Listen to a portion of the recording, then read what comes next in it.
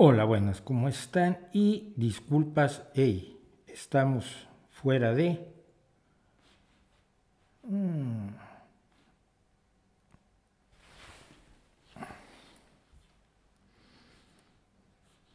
No sé si estamos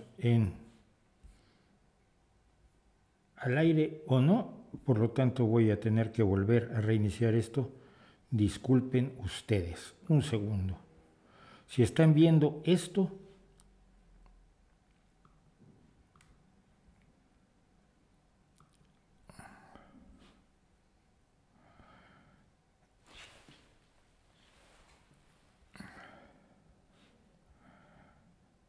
voy a reiniciar todo, así que les pido paciencia a los que ya están viéndolo. Hay 44 personas y me están oyendo. Discúlpenme, pero tenemos un pequeño lío técnico, ¿ok?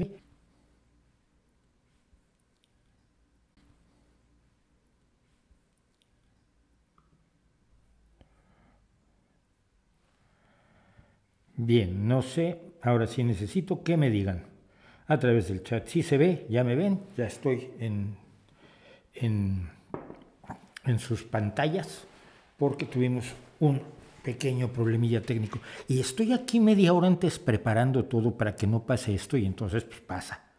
Y pasa porque así el universo demuestra que no conspira a nuestro favor, por más que se los quiera decir Pablo Coelho. Bueno, estamos aquí nuevamente en nuestros streamings del Rey va Desnudo, con el título en vivo y con todo. Muchísimas gracias a quienes nos acompañan. Saludos a todos, pero especialmente a quienes nos apoyan. Y la forma en que nos pueden apoyar, lo saben muchos, ya es a través de ideas, a través de difusión, a través de recomendarnos. A la gente a la que no le gusta, sobre todo si ya vino el de no me gusta, si no te gusta el canal, recomiéndaselo a tus enemigos para que lo pasen mal. Si te gusta el canal, recomiéndaselo a tus amigos. Si no sabes, recomiéndaselo a todos.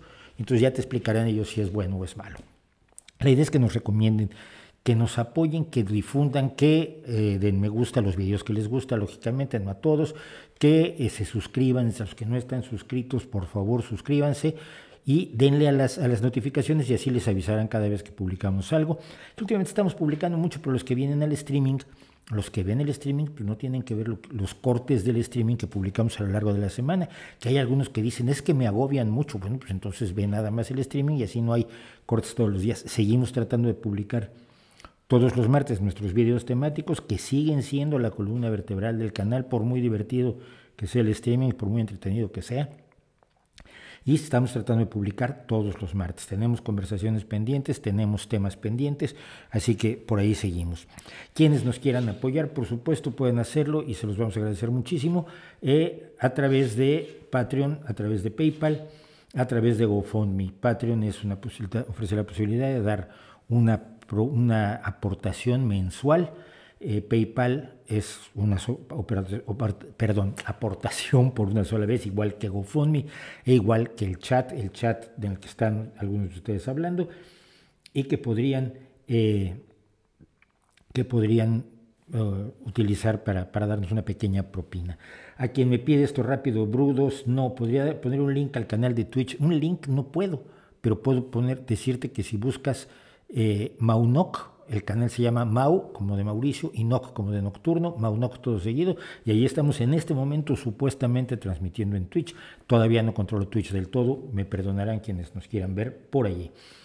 Luego, a quienes en Patreon nos apoyan durante todo un año como productores ejecutivos con 30 euros al mes, les regalamos unas tazas, cada 3 meses una taza.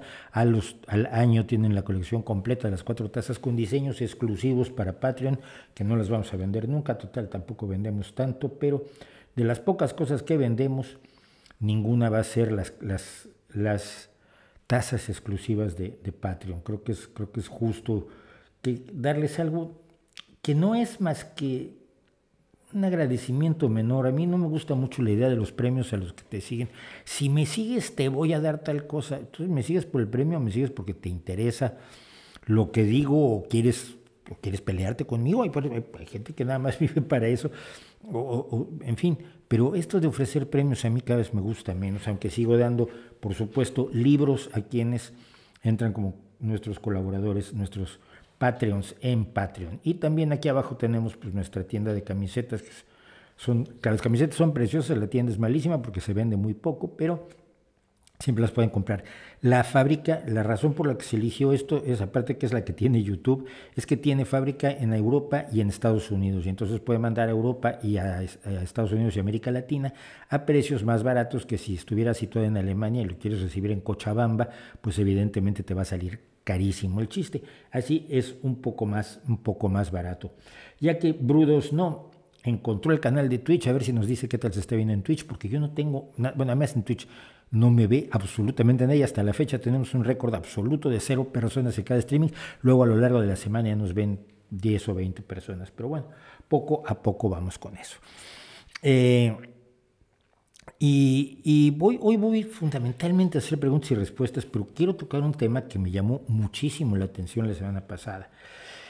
A raíz de la anécdota que conté, que tuve con Silvio Rodríguez y Noel Nicola en la casa de un poeta mexicano, cuando yo debo haber tenido 23, 24 años de edad, me ha llovido lo indecible. Hay fans de Yngwie Malmsteen que me han acusado por llamar frío a Yngwie Malmsteen.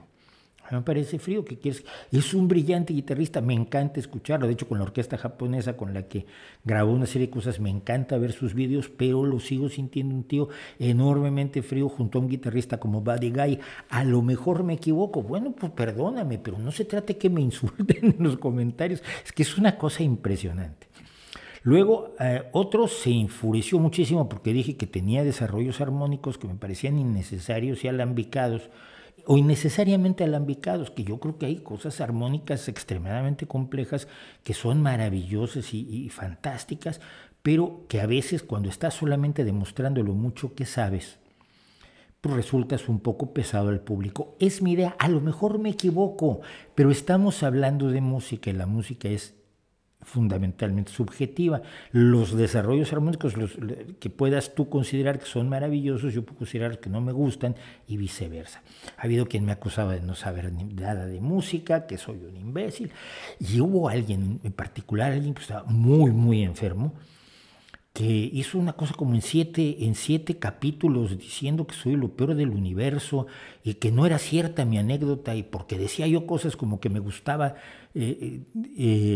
Silvio Rodríguez cuando yo era muy pequeño, y yo no podía ser pequeño cuando Silvio empezó a cantar, porque yo solo tengo 10 años menos que Silvio. Pero es que para mí pequeño, tengo 66 años, chavales, cuando digo pequeño, era a los 23 años, que fue cuando pasó esto. Sí, 23, 24 años voy a haber tenido, yo me considero pequeño, vamos, es una forma de decirlo. No estoy diciendo que escuchara yo a Silvio Rodríguez cuando tenía 9 años, cuando tenía 12.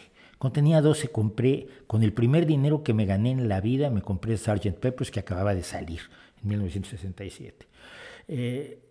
Y me lo gané porque le hice de guía de turistas a un primo de mi padre adoptivo, le hice un guía de turistas en el Museo de Antropología, a mí me interesaban esas cosas, había hecho un pequeño trabajo sobre los mexicas, y entonces le hice de guía de turistas y me dio creo que $20, y con eso fui y compré Sgt. Pepper's. Pero bueno, entonces que la anécdota no es cierta, que no puede haber sido, que tengo que dar pruebas de en casa de quién estuve, en qué fecha exacta y con qué personas, para que el señor pueda comprobar a ver si es cierta mi anécdota o no. Pues mira, si no me crees, me da igual. No voy a andarte contando mis intimidades y en casa de quién estaba y con quién estaba y por qué estaba allí, porque no te importa.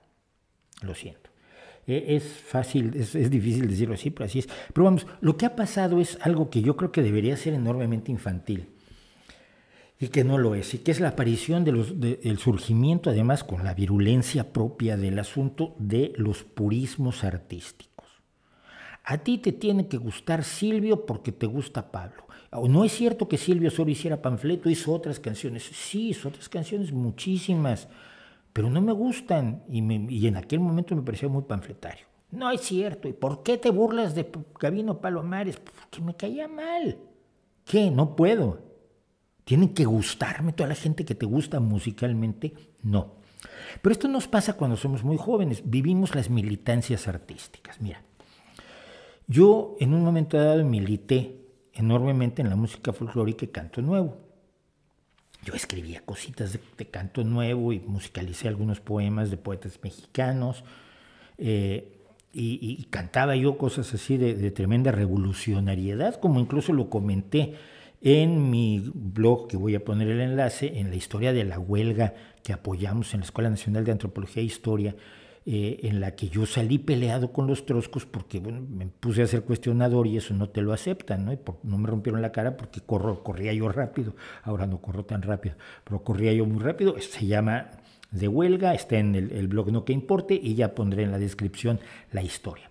Pero yo militaba en esto y me acuerdo un día, un tipo al que quiero muchísimo y cuyo nombre no voy a dar, que era dueño de una peña en la que yo cantaba, un día se empezó a tratar de burlar de Simon y Garfunkel y diciendo que ellos que unos tipos se habían apropiado de una obra del folclore boliviano, que era el Cóndor Pasa, unos tipos que se llamaban como Simón y Garfunkel o algo así, de una manera muy despreciativa hacia el rock. Y fue en ese momento, y lo recuerdo vivamente, cuando yo dije, aquí yo estoy en donde no debo estar. Primero que nada, porque yo no puedo despreciar a alguien porque haga rock, considerando que el rock era muchas veces más contestatario y rebelde que el panfleto vil, o que lo que se cantaba en las peñas, que era muy legítimo, y tuve muchísimos amigos, y quiero mucho a toda la gente que conocía en las peñas, con algunos de los cuales sigo manteniendo relación, pero simple y sencillamente el desprecio al rock como pose cultural, como lujo cultural, me parecía despreciable, y desde entonces siempre me lo ha parecido. Finalmente lo que hice fue regresarme al rock, con mi guitarrita eléctrica, de ser mal guitarrista en el folclore, pues pasé a ser mal guitarrista en el rock, y ya.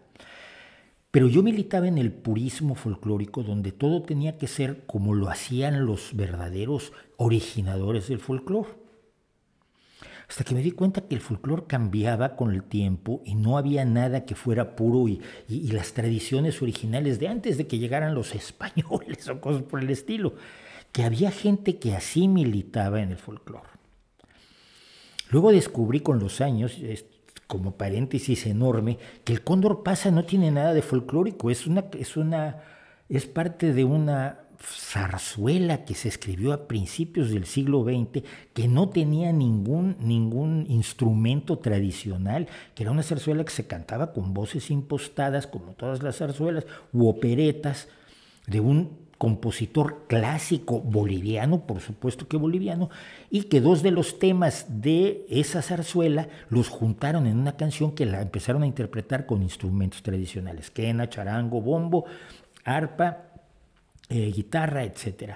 Entonces, resultaba que, claro, aquello que era el sumum de la pureza folclórica, no lo era, no era tal, y que sin embargo había más deshonestidad a veces en eso que en el propio rock, aunque el rock está lleno de deshonestidades. Pero bueno, cuando yo era pequeño se hacían en radio competiciones de los Creedence contra los Beatles, y entonces uno votaba, ¿no?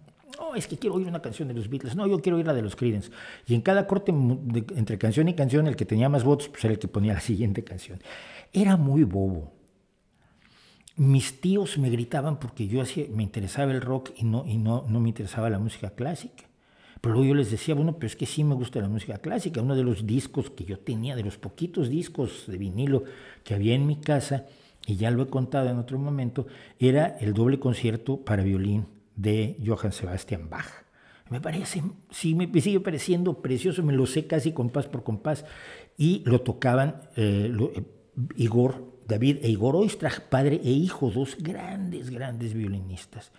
Entonces, y es de Deutsche Grammophon y seguramente se puede encontrar por allí, porque todavía, alguna vez que lo conté, tenía yo la portada de ese disco. A mí me gustaba mucho la música clásica y eso no quitaba que me guste el rock. Pero ¿cómo si te gusta la música clásica, te gusta el rock? Pues sí, pero mis abuelos, mis tíos eran puristas de la música clásica y del bolero y de las rancheras y les parecía que el rock era inaceptable. El purismo es una estupidez profunda.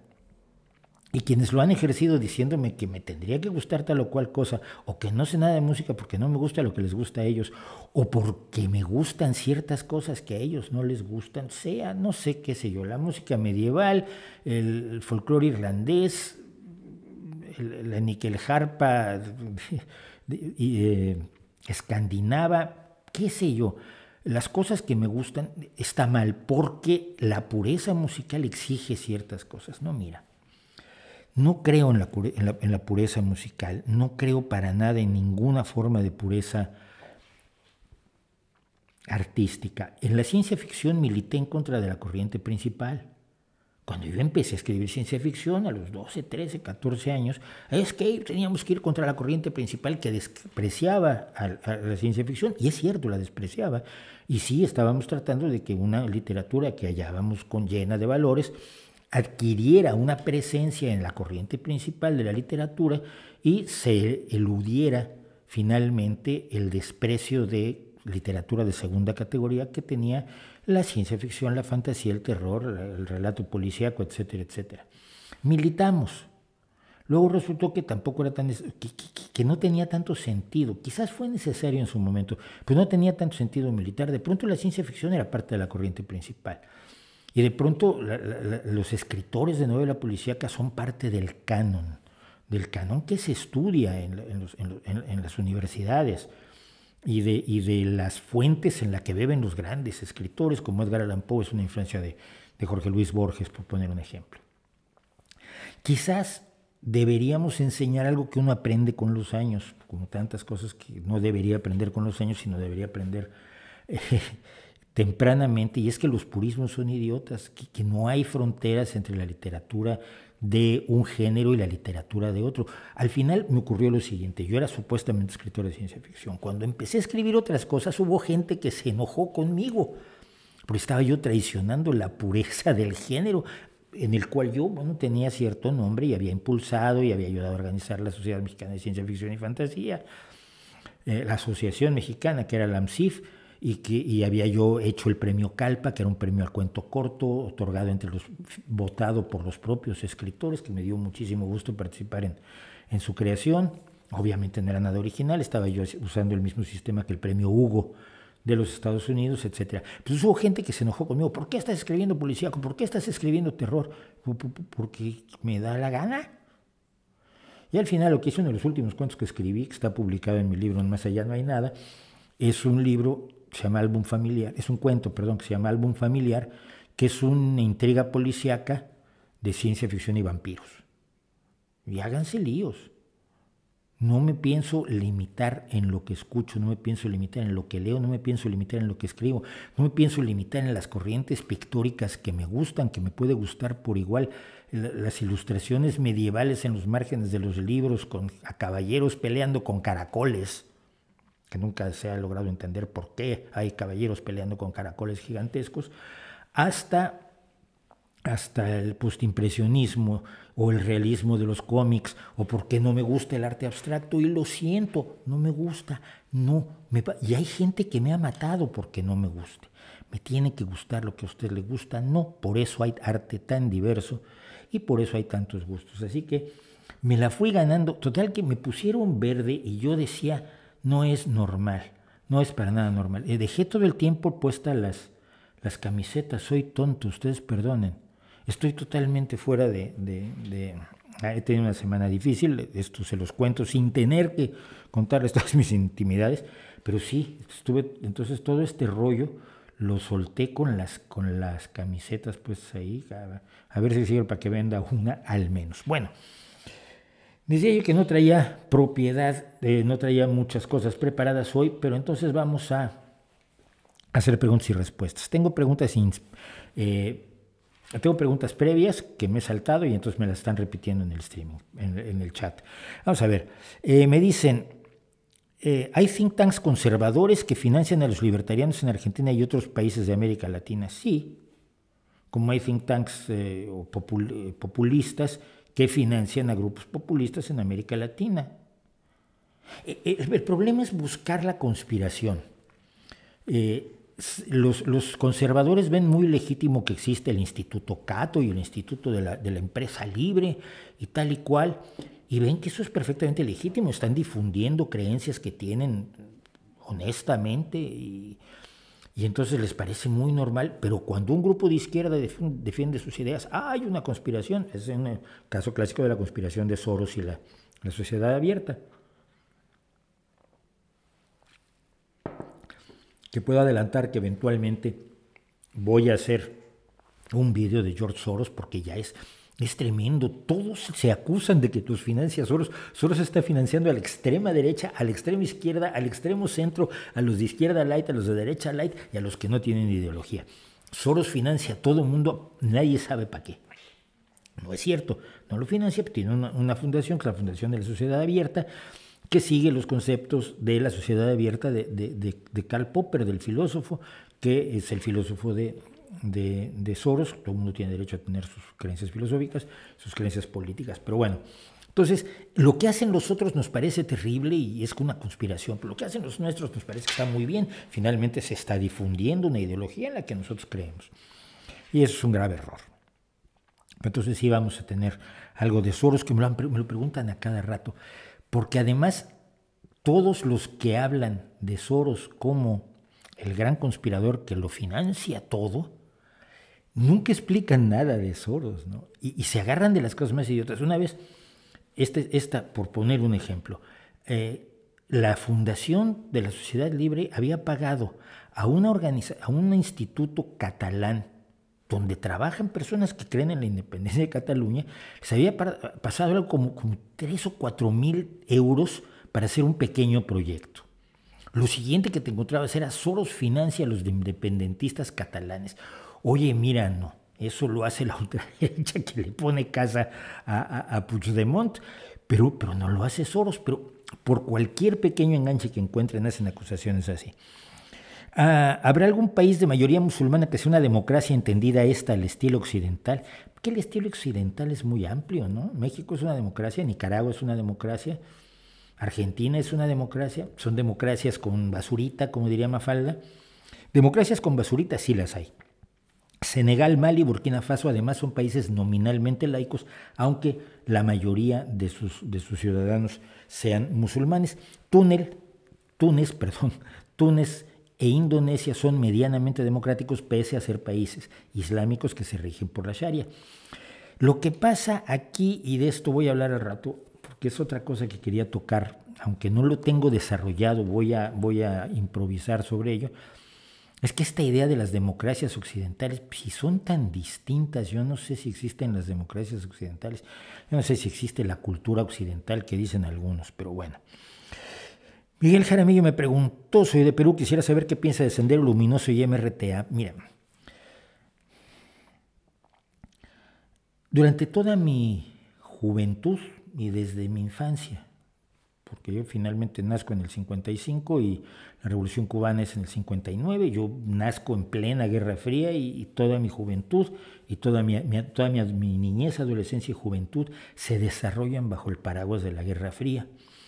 Y he tardado mucho en darme cuenta de lo mucho que influyó en mí el hecho de que viviéramos con el miedo a la guerra nuclear todos los días y que viviéramos el enfrentamiento Estados Unidos-Unión Soviética con los actores intermedios que tuvieron las dictaduras en el tercer mundo, las guerrillas en el tercer mundo, etc. Esto ya lo he contado y no quiero que nadie crea que por decir que efectivamente la Unión Soviética financiaba los movimientos armados en América Latina y a muchos partidos no armados, partidos comunistas sobre todo, no quiere decir que las reivindicaciones que tuvieran no fueran legítimas, ni que hubiera una democracia admirable en los años 50 en América Latina, que no la había. Estábamos llenos de dictadorzuelos con gorras de plato y pechos llenos y cuajados de medallas. Pero evidentemente estas contradicciones reales que existían en los países del tercer mundo fueron aprovechadas por la Unión Soviética para apoyarlos y tratar de llevar agua a su molino y tratar de instaurar regímenes que le fueran fieles a la Unión Soviética y que fueran marxistas leninistas en la expresión propia de la Unión Soviética. Y los Estados Unidos pues, financiaron golpes de Estado aterradores donde pretendían, en su teoría extraña, salvar a la democracia, pero lo que hicieron fue imponer verdaderos regímenes aterradores, torturadores, asesinos que despreciaban la vida y que despreciaban a los ciudadanos y que de paso, y esto lo he dicho muchas veces, se cargaban a todos los demócratas y a toda la gente medianamente liberal, incluso, sobre pretexto de su lucha contra el comunismo. Entonces, eso era la Guerra Fría, pero no sabíamos, no lo entendíamos como la Guerra Fría, y lo vivimos. Así que yo viví rodeado de movimientos armados Y con los años conocí inevitablemente a gente que participó en los movimientos armados. Cuando el golpe de Estado en Argentina, muchos de los argentinos que fueron a México y algunos que han sido amigos míos, pues eran parte de la guerrilla de Montoneros o de otros grupos guerrilleros. Muchas personas refugiadas por distintos casos en México, sobre todo intelectuales, poetas, escritores, periodistas, pintores, etcétera, militaban de una u otra manera en grupos armados. Y nadie cuestionaba el levantamiento armado, el uso de las armas como forma de alcanzar el poder para instaurar un paraíso socialista, un paraíso comunista, para diferenciarlo de lo que hoy llamamos socialismo, que es muy distinto del socialismo marxista, ¿no? Y yo tardé menos que muchos otros en rechazar abiertamente la lucha armada como forma de lucha política. ¿Qué es lo que pasa? Si tenemos una perspectiva histórica, vemos que las revoluciones nunca salen como se anuncia en el folleto publicitario. La Revolución Francesa, que es finalmente el detonador de lo que hoy llamamos democracia, de lo que hoy llamamos un Estado con derechos, con libertades, con genuina participación de la gente, etcétera, como revolución fue un horror. Tuvo extremismos ridículos, llegó a convertirse en una dictadura del terror a manos de Robespierre durante la Terreur, la famosa terror, la terror en francés es femenino, donde se decapitaba gente por montones, simple y sencillamente por las acusaciones más leves del mundo, incluido a Lavoisier, el químico que había apoyado a la revolución, pero luego no estuvo del lado correcto y acabó perdiendo la cabeza. Y allí la revolución dijo algo que las revoluciones luego dicen con mucha frecuencia. Cuando Lavoisier pidió que lo dejaran terminar unos experimentos, esto por lo menos así lo cuenta la leyenda, unos experimentos antes de matarlo, el juez dijo, la república no necesita de científicos. Joder, si algo necesita la república es de científicos, por supuesto, pero a Lavoisier le cortaron la cabeza. La revolución cubana no salió como estaba anunciada, la revolución mexicana no salió como estaba anunciada, la revolución bolchevique, por supuesto, no salió como estaba anunciada. Lo que se instaura son regímenes de otro tipo que acaban traicionando todos los principios que dieron origen a la lucha armada. Cuando la lucha armada además se vuelve clandestina, y esto pasó sobre todo en toda América Latina, donde las guerrillas urbanas eran claramente clandestinas, no tenían una base en un cerro donde tenían un pequeño territorio, como lo intentaba hacer el Che Guevara con sus focos guerrilleros. El clandestinaje además provoca graves problemas psicológicos entre los clandestinos. Es decir, primero que nada viven en una paranoia permanente. Segundo, se vuelven terriblemente, muchísimo más doctrinarios y dogmáticos respecto de los principios que dieron origen a su lucha y pierden el respeto por la vida. Y esto se ha visto en todos los grupos. Y cuando uno los cuestionaba, tenía problemas graves. Voy a contar, bueno, yo cuando tenía 17 años, y de esto pueden dar fe mis amigos, fundé algo que se llamaba el Frente de Deserción, en la escuela preparatoria, en el bachillerato donde yo estudiaba. Y decía yo, si nos llaman armas cualquiera, sea la patria o sea la revolución, nosotros nos negamos a ir. Y con el tiempo un grupo de rock en el que yo participé lejanamente, un grupo de rock de otros, se llamó Frente de Deserción durante un tiempo. Un frente dedicado a gente que estaba dispuesta a desertar de todos los ejércitos de este mundo. Pero y esto ya también lo he contado, pero voy a pasar rápidamente sobre ello. Cuando triunfó la guerrilla sandinista, la gran mayoría de los comandantes estaban en México. No sé por qué el salinismo, el gobierno de Carlos Salinas, con la influencia de su hermano Raúl Salinas, que en su juventud se supone que eran maoístas, le dieron enorme apoyo a la revolución sandinista. La revolución sandinista se enfrentaba a una dictadura feroz que era la de Somoza. Muchos jóvenes entraban a la guerrilla porque si no entraban a la guerrilla o los metían al ejército o los mataban por miedo a que entraran a la guerrilla. Fue una situación tan podrida socialmente la que se dio durante la revolución sandinista en Nicaragua Y la mayoría de los comandantes, sin embargo, estaban en México y se reunían en el Comité Mexicano de Solidaridad con el pueblo nicaragüense, con el que yo tuve relación también por las mismas cosas por las que acabé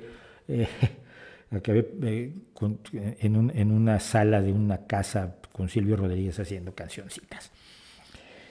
Y alguna vez yo a esos mismos comandantes, a dos de ellos, con los que, bueno, conversando, nos hicimos medianamente amigos, yo pregunté, oye, ¿por qué estar en el campo matando soldados? Esos soldados no están voluntariamente defendiendo el régimen de Somoza. Esos chicos son conscriptos, son campesinos.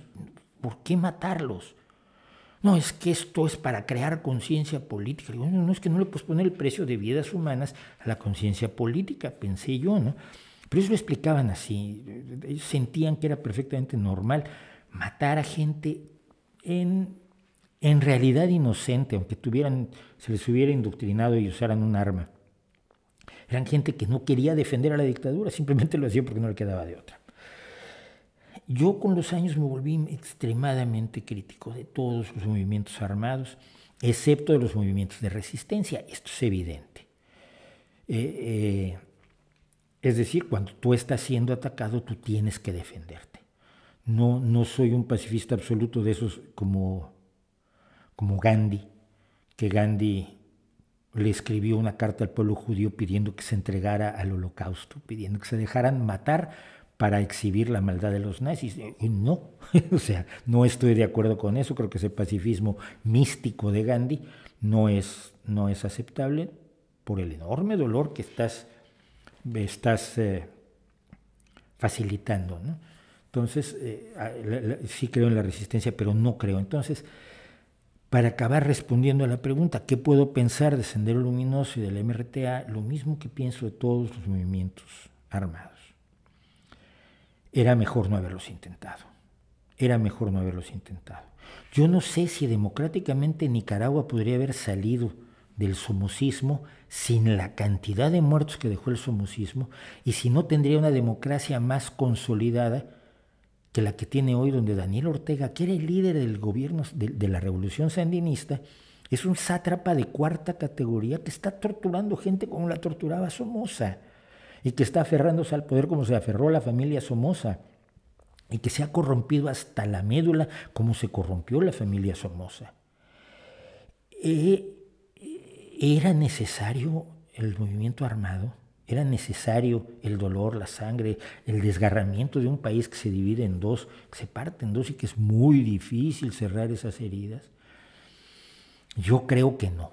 Y entonces lo que siempre he pensado de esas organizaciones es que no deberían existir y me opongo a cualquier movimiento armado. ETA es otro caso en España, junto con el Grapo y algunos otros grupos, porque en todo el mundo hubo estos grupos y en todo el mundo pasó exactamente lo mismo. Al final su desprecio a la vida y su dogmatismo y su paranoia pudrieron todo lo que de noble podría haber tenido la idea original de me voy a levantar en armas para redimir a mi pueblo.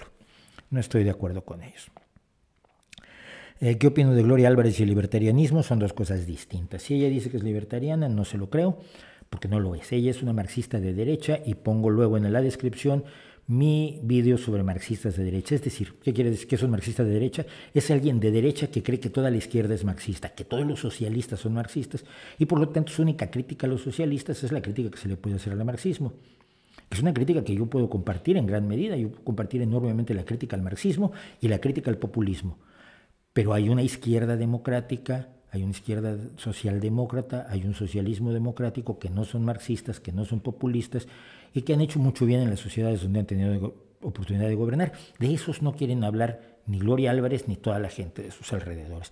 Los libertarianos son otra cosa, por lo menos hay libertarianos que son otra cosa. Ningún movimiento político, ninguna ideología política es perfectamente tersa y uniforme, sino que hay bastante de todo.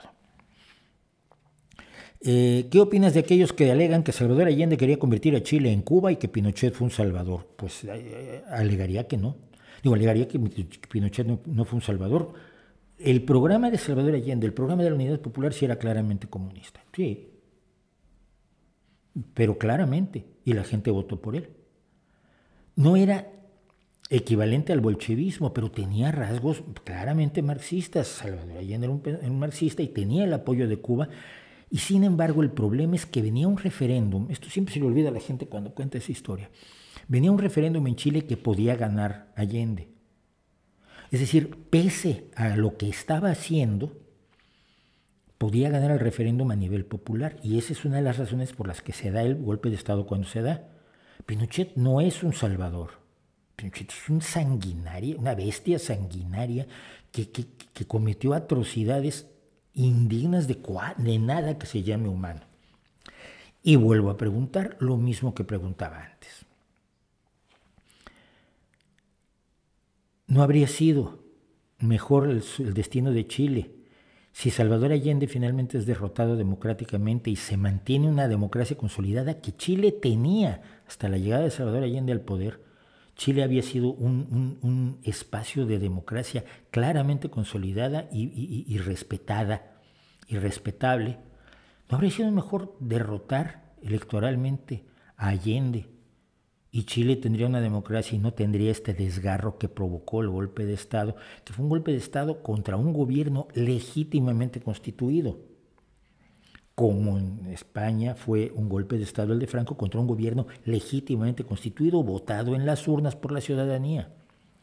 Quizás Chile podría funcionar muchísimo mejor si no hubiera tenido el golpe de Estado, pese a lo que estaba haciendo Allende, porque lo que estaba haciendo Allende contaba con la anuencia de la mayoría de la gente. Esto no hay que olvidarlo, votaron por él. Y aunque no fue una mayoría absoluta la que lo sostuvo, fuera avalado por el Congreso chileno en su mandato. Y venía un referéndum que si lo hubiera ganado, no puedes discutir contra eso. Hombre, los únicos que tienen derecho a equivocarse son los electores. Los únicos que tienen derecho a equivocarse y a recapacitar y rectificar una legislatura después, un mandato después, pues son los electores. Así que no, es una forma muy, muy simple de plantear las cosas, creo yo. Vamos a varios. ¿Qué significa que Asturias sea un principado? Nada, no significa nada, es un nombre porque se le da el principado de Asturias al heredero o a la heredera a la corona española. La corona española es un jarrón chino, sirve solamente como decoración, y el príncipe de Asturias o la princesa de Asturias no tienen ningún poder sobre nada. Aquí se tiene un presidente que se elige democráticamente, un presidente de la comunidad autónoma de Asturias, un cuerpo legislativo, un congreso que se elige libremente también, y tenemos nuestros municipios con nuestros alcaldes a los que vamos votando. No significa nada. ¿Qué opinas de la teoría del gen egoísta de Dawkins? Pues no opino que no es una teoría, es un modelo explicativo, es una forma de intentar explicar el funcionamiento, la forma en que los genes se transmiten de una generación a otra. Hay otro modelo que es la supervivencia del individuo. Lo que hizo Dawkins fue plantear un modelo en el cual la supervivencia del gen es la que impulsa la evolución. No es una teoría que cambie para nada la forma en que la evolución funciona, sino un modelo de los mecanismos que sigue. Y no quiere decir que los genes sean egoístas, como una persona que no te quiere dar de su helado es egoísta. Es una palabra que se emplea metafóricamente, aunque muchos no han sido capaces de entenderlos. Musamón, ¿cuáles son las razones para afirmar que si te gusta el reggaetón es que no te gusta la música? Pues es que yo no veo que sea música, tiene muy poquitas notas y luego no se canta. Yo no entiendo cómo llaman canciones a las canciones de rap y me van a matar, ya lo sé. Pero no son canciones, son recitativos, son melopeas, que es como musicalmente se llama eso, donde tú recitas el ritmo de la música. Es una melopea, pero no es una canción. Probablemente es lo más maravilloso que ha ocurrido en la música, en la historia de la humanidad completa. A mí no me gusta. Y ya. Sigo. Disculpe, señor Mauricio, ya que ayer fue de la visibilidad trans, esto no sé qué día fue. Y hace una semana discutimos acerca de las personas trans en el deporte. ¿Cuál es su opinión al respecto a día de hoy? Que no tengo opinión formada, que creo que hay que debatirlo. Creo que es claro que hay diferencias biológicas por las cuales hay categorías masculina y femenina en muchos deportes, no en todos, pero en algunos deportes sí, porque se atiende a las diferencias anatomofisiológicas de las personas de distinto sexo.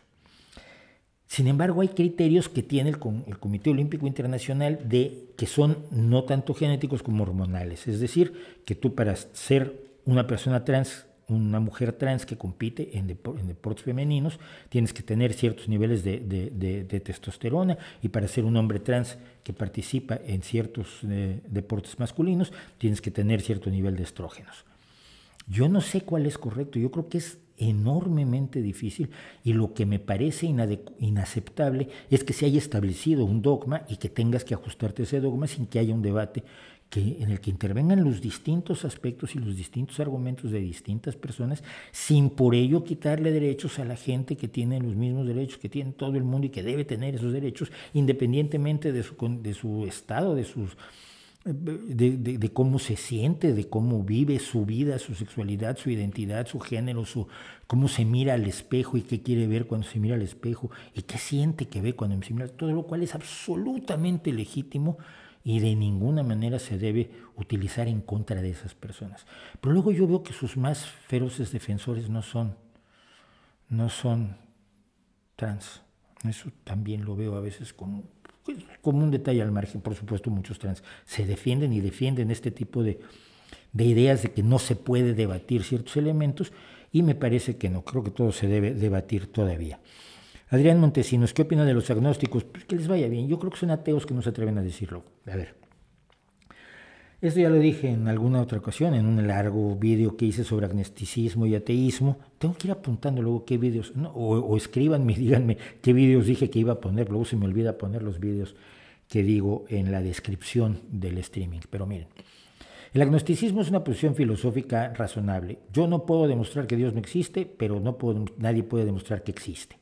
Por lo tanto, igual existe. Hay ciertos argumentos claros que te dicen un Dios con tales características no puede existir, pero a lo mejor existe tiene otras características, o es el Dios de los deístas, el primer motor y este tipo de argucias filosóficas para inventarse un Dios que no pueda ser contraargumentado. Pero supongamos que sí puede existir un Dios así. Desde un punto de vista filosófico es necesario definirse como agnóstico. Pues si tú dices, yo digo que Dios no existe, te va a venir el tonto del pueblo que no sabe que no se pueden probar negativos y te va a decir, pues prueba que Dios no existe. Tú le vas a decir, no lo puedo probar porque no se pueden probar negativos. Y quien no sepa lo que es eso, vaya y busque la anécdota del dragón en el garaje o en la cochera de Carl Sagan. El ateísmo, sin embargo, es una cuestión de creencias. Yo no creo en Dios, no creo que existan dioses, por lo tanto soy ateo.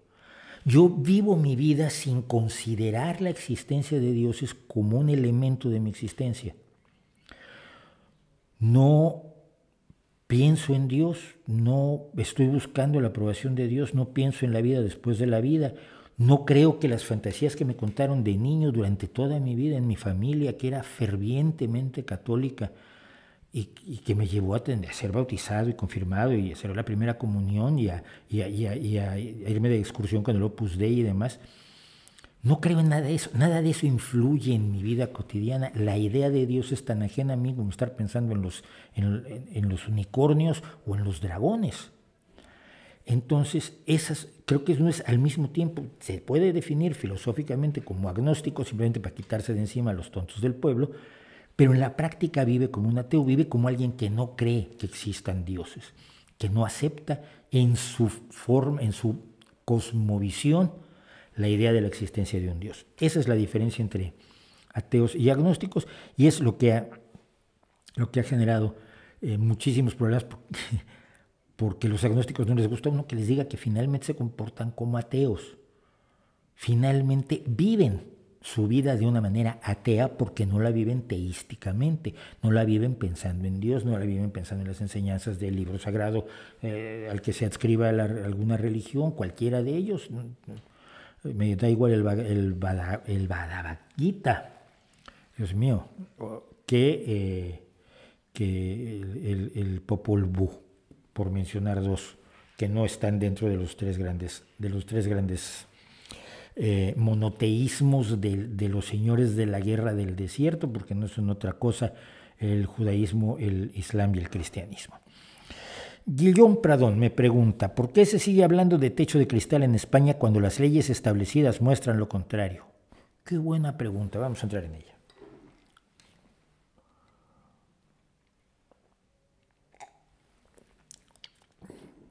Tenemos, gracias a la lucha de muchísimas personas, unas leyes igualitarias que prohíben la discriminación por motivo de sexo, ¿verdad? Te voy a contar una cosa. En Estados Unidos, en la década de 1960, las leyes establecían que todos los seres humanos eran iguales.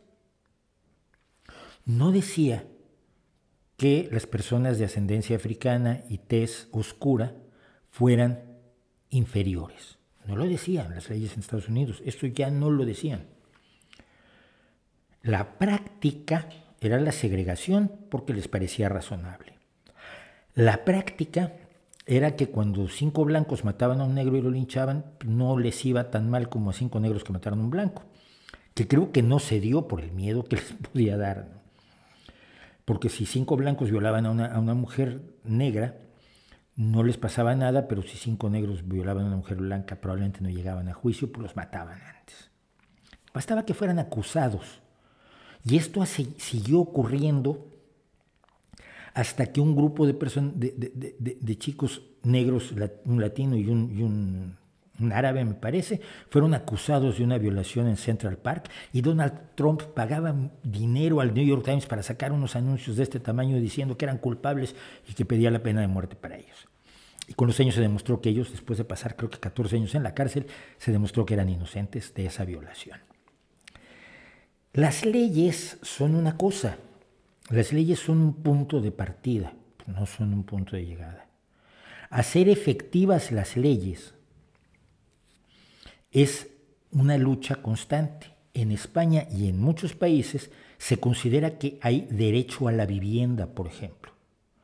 Pero hacer efectivo el derecho a la vivienda es extremadamente difícil, es costoso, es problemático, requiere de una serie de cosas. Para empezar, la tierra necesaria para construir las viviendas necesarias para todas las personas que no tienen vivienda propia, o para alquilarles una vivienda que puedan tener en posesión.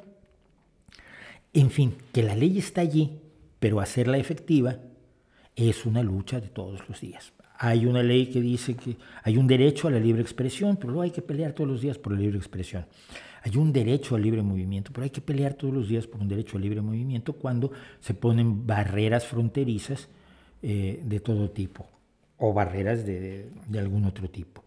Y a veces con buena razón, debo decirlo.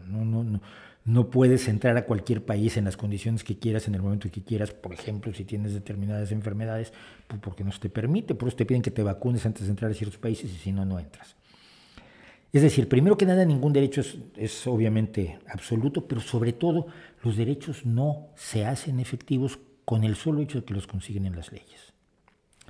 Y en el caso del techo de cristal pasa exactamente lo mismo. La ley no te puede obligar. La ley te impide que tú seas discriminatorio en el trabajo.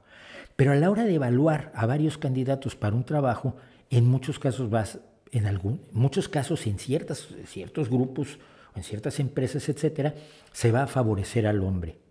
Pero no se va a decir que se le está favoreciendo porque sea hombre. Se va a utilizar algún otro argumento. Pero ocurre, y ocurre con demasiada frecuencia. Y cuando tienes la obligación de salarios iguales, pero a los trabajos de horas extras y las bonificaciones se les dan más a los hombres que a las mujeres, pues tienes una desigualdad en la práctica que va mucho más allá de lo que establecen las leyes. Los estudios que se han hecho, esto no es que alguien eche el rollo y sean las malvadas feministas que están ahí inspiradas por la ideología de género y el marxismo cultural y todas estas conspiraciones que se inventa la ultraderecha. Los estudios sociológicos hechos sobre la igualdad de género en España indican que existe. Por lo tanto, indican que hay que seguir luchando contra ella. Punto. Otra vez, esto es cuestión de realismo radical, no de ideología. Ya tenemos las leyes, pero en la realidad no se están aplicando. ¿Qué es lo que tenemos que hacer? Que se apliquen. ¿Cómo averiguaremos si se aplican o no se aplican? A través de estudios reales sobre la cantidad de puestos que tienen ciertas personas, sobre si hombres y mujeres con la misma cualificación profesional acceden con la misma facilidad a determinados puestos, puestos de dirección, puestos de responsabilidad, etcétera, etcétera. Con los estudios podemos determinar si están o no haciéndose efectivas las leyes, y si no se están haciendo efectivas, seguimos luchando para que se hagan efectivas. No hay racismo en España legítimamente. Las leyes dicen que no hay racismo. Las leyes dicen que todos los seres humanos somos iguales, independientemente de nuestro sexo, género, preferencias sexuales, religión, creencias políticas o orígenes étnicos. Pero cuéntale eso a los inmigrantes latinoamericanos que son tratados como basura por algunos sectores porque son sudacas. ¿Pasa eso? Sí, sí pasa. Se insulta a las personas de origen africano y piel morena y rasgos negroides. Sí, por supuesto, se les insulta. Acaba de pasar otra vez en el fútbol español. Se desprecia a la gente por su origen gitano, y hoy que estamos hablando es el Día Internacional del Pueblo Gitano, del pueblo romi. Se ataca a la gente por ser gitana, sí. Se desprecia, se teme a la gente por ser gitana, sí. Pero ¿cómo? Si la Constitución española dice que todos somos iguales, ya. Pero es que las leyes tenemos que hacerlas efectivas en la relación social cotidiana. Y eso es más difícil, porque las leyes se cambian con los grandes ideales, pero las sociedades se cambian con empujones muy, muy, muy lentamente. Y empujoncitos pequeños. Otro motivo por el que creo que las grandes revoluciones no funcionan, y esto lo decía un hombre al que yo admiro enormemente, que es Ramón Rubial, que fue un obrero del metal que llegó a ser lehendakari, o sea, presidente del País Vasco, y que dijo: la verdadera revolución se hace en el BOE, se hace en el Boletín Oficial del Estado, se hacen las leyes. Cuando cambias las leyes tienes una palanca para hacer cambiar a la sociedad. Pero necesitas cambiar las leyes y hacer los cambios fuertes en la legislación, pero no es el final, es solamente el principio, y eso vale para absolutamente todo. Así que hay un techo de cristal real, aunque las leyes digan que no lo existe o que no debería existir. Voy a pasar a las... voy a hacer un par de preguntas pequeñitas porque luego hacemos el corte. Hoy no hay música. Pues estoy harto de que me hagan reclamaciones de copyright. La semana pasada fue Patti Gurdy la que me lo hizo. Me deprimió muchísimo. Dice David Triviño, ¿consideras a Costa Rica y hasta cierto punto Argentina como lo más cercano a un estado de bienestar en América Latina? No, Costa Rica sí. Uruguay más quizás, fíjate. Uruguay más quizás. Pero es Argentina, desafortunadamente no. Argentina es un fracaso tras otro. Cuando no fracasa el neoliberalismo, fracasa el populismo laclausiano. Y me da muchísima pena porque el potencial que tiene como país es enorme. ¿Crees que se llegue a resolver el magnicidio de Olof Palme? Está resuelto. El magnicidio ya se resolvió y no tuvo además estas grandes dimensiones políticas, pero y por supuesto el asesino ya está muerto, pero sí ya está resuelto el magnicidio de Olof Palme. Que si me molesta lo que ha hecho López Obrador, sí, claro, por supuesto que me molesta lo que ha hecho López Obrador. Me molesta que le haya quitado dinero a la ciencia, me molesta que esté dejando tirados a los estudiantes de ciencia mexicanos en el extranjero, quitándoles las becas, que les quite sus ingresos a los investigadores mexicanos. Me molesta mucho que dé caridad en lugar de crear programas sociales que acaben con la pobreza estructuralmente a largo plazo. Me estoy en contra de que no haya hecho nada realmente por la pandemia, pero absolutamente nada, que ha dejado que todo transcurra y ocurra de la manera más como sea, y cuando se demuestra que a la gente le están vacunando con aire, es decir, que no le están vacunando, simplemente le meten y le sacan una aguja, probablemente porque se está traficando con las vacunas, lo que dicen es que la CIA, esto es un complot de la CIA y la ultraderecha, por eso la enfermera no vacunó a las personas. Es así de loco. No me interesa a mí la ideología de López Obrador, a mí me interesa lo que hace, lo que está haciendo no es benéfico para México. No es benéfico para el país, no es benéfico para las mayorías, no es benéfico para los pobres, de los que se llena la boca de hablar, pero a quienes les está quitando oportunidades de todo tipo de estudio con universidades falsificadas, oportunidades de desarrollo económico, al darles una caridad mensual, en vez de darles otro tipo de programas sociales que acaban a la larga con la pobreza. La caridad la hacen los religiosos. Das dinero un día, al día siguiente el pobre sigue igual de pobre, le vuelves a dar dinero, tú te sientes muy bien, sales en la foto con el pobre, mira, le estoy dando dinero al pobre. López Obrador sale con cheques de estos grandes, como del concurso de los Estados Unidos, los vieron en la televisión de Estados Unidos, les gustaron, cheques enormes que le da a la gente. Yo le estoy dando un cheque, yo le estoy dando dinero a él, pero ese dinero dura, esa asignación mensual pues dura un mes. La inversión en bienes para el desarrollo de la comunidad no dura un mes, dura muchísimo más tiempo. Entonces, claro que no me gusta lo que está haciendo López Obrador, para nada, absolutamente para nada, y menos me gusta que amigos míos que decían ser de izquierda, decían ser feministas, decían ser defensores del pueblo, decían estar interesados en la justicia y la igualdad, hoy estén apoyando lo que hace López Obrador. Me lastima muchísimo. Vamos a tomarnos unos segundos y volvemos con más, pero no me... Y vamos con el chat de hoy directamente.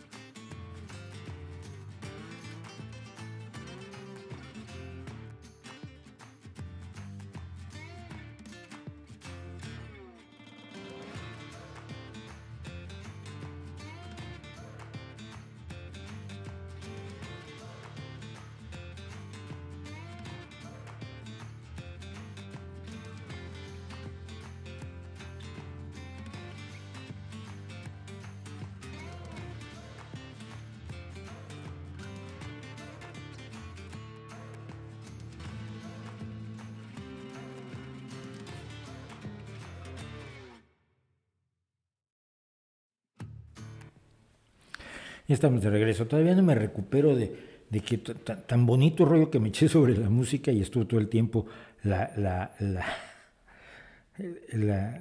diapositiva de las camisetas ahí. Revela que necesitaría tener un equipo aquí que manejar el switcher y todo. Esto de tratar de ser una orquesta de un solo hombre no funciona tanto como quiero. Bueno, rápido. ¿Qué opina de las reyertas entre Vox y Antifas? Pues no sé cuáles sean las reyertas entre Vox y Antifas, pero mira, cualquiera que diga que es Antifa está imitando a Estados Unidos. Vox imita a Steve Bannon y a Trump, pues otros imitan a los Antifas. Antifa no significa nada, no es una organización, no es un grupo. Hay gente que se hace llamar a sí misma Antifa, que por cierto ha retomado incluso algo parecido a un escudo de antifascistas que hubo, no recuerdo, en Alemania, pero no acepto que nadie se llame Antifa por exclusión de los demás. Y hoy un amigo mío que le tengo un gran cariño, César Calderón, que es politólogo y operador político, por cierto, muy conocido, decía, Antifas eran Churchill, Antifa era De Gaulle, Antifa era Roosevelt, Antifa era Witold Pilecki. Todos somos antifascistas, pero ellos eran grandes antifascistas. Estos son los mangantes, por Dios. Y si se van a tratar de arreglar las cosas con una reyerta, si es lo que ocurrió con Vox, pues se equivocan. Lo que están generando son mártires. Y siempre los grupos violentos de izquierda acaban generando mártires en la derecha, pero que no lo entendieron desde el asesinato de Horst Wessel en Alemania, que le dio su gran mártir a Hitler. Es que hay que ser tonto, de verdad hay que ser tonto.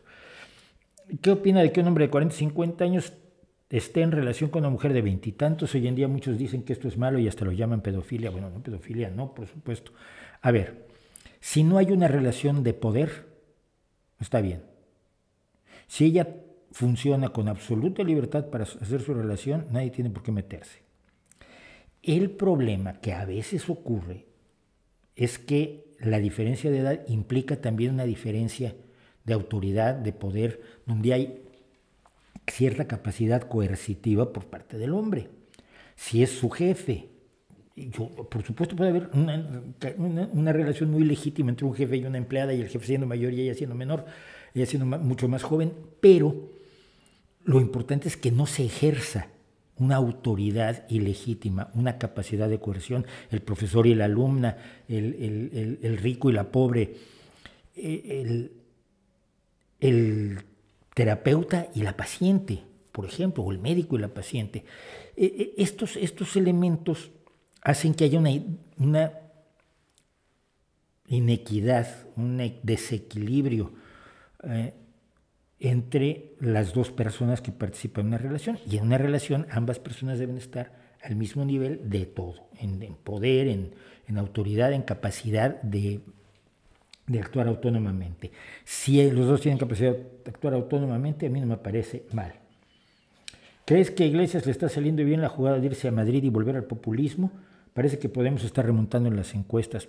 Me da igual.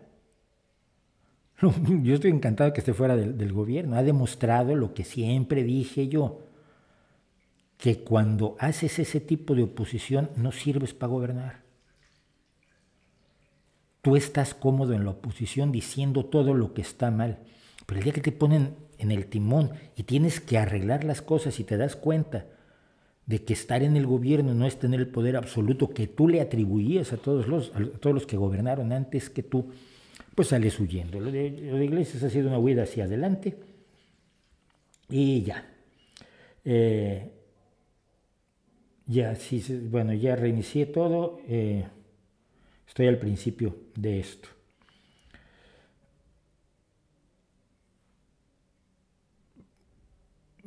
A ver, que estábamos con los problemas del principio, pero creo que ya lo superamos. ¿Qué opinas de La Oreja de Van Gogh? No me gusta mucho ese pop. Tiene alguna cosilla, sobre todo antes, cuando estaba Maya, creo, de cantante, tenía cosas mejores. Voy eligiendo. Acuérdense que ustedes preguntan lo que quieran y yo respondo lo que quiera. No se vale. ¿Tienes obligación de responder a todas nuestras preguntas? No la tengo. ¿Cómo se puede tener una adicción tan fluida como la que siempre maneja en su streaming? Si lo dices en serio, te voy a decir por qué. Porque he sido actor, porque he hablado en radio durante toda mi vida. Llevo muchísimos años haciendo radio. Lo que más me gusta en la vida es hacer radio, y si pudiera yo haría radio todos los días. Entonces, pues supongo que al paso del tiempo uno aprende a hacerlo. Muchas gracias a quien dice que soy muy grande, no lo soy, unos 66 más o menos, tampoco es mucho. ¿El yoga y el mindfulness deberían catalogarse como pseudociencias? El mindfulness yo creo que sí, porque no hay pruebas de que exista un estado privilegiado que sea el estado de meditación, pero el yoga tiene dos caras. El yoga tiene la práctica de un ejercicio relajante de flexibilidad y de control de tu cuerpo, que con los siglos ha tenido la capacidad de deshacerse de los movimientos que podían romperte algo, y tiene una práctica que además tiene cada vez más relación con el conocimiento de tus articulaciones, tus músculos, etc. Y entonces puedes practicar yoga simple y sencillamente como un deporte. Esa parte no es pseudociencia. El rollo espiritual sí, el rollo espiritual. Pero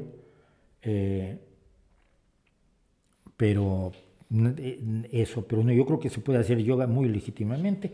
Mi hijo hace yoga, mi hija hace yoga, y como no estaba viendo el chat, lo siento, porque además no sube automáticamente en el programa que yo uso.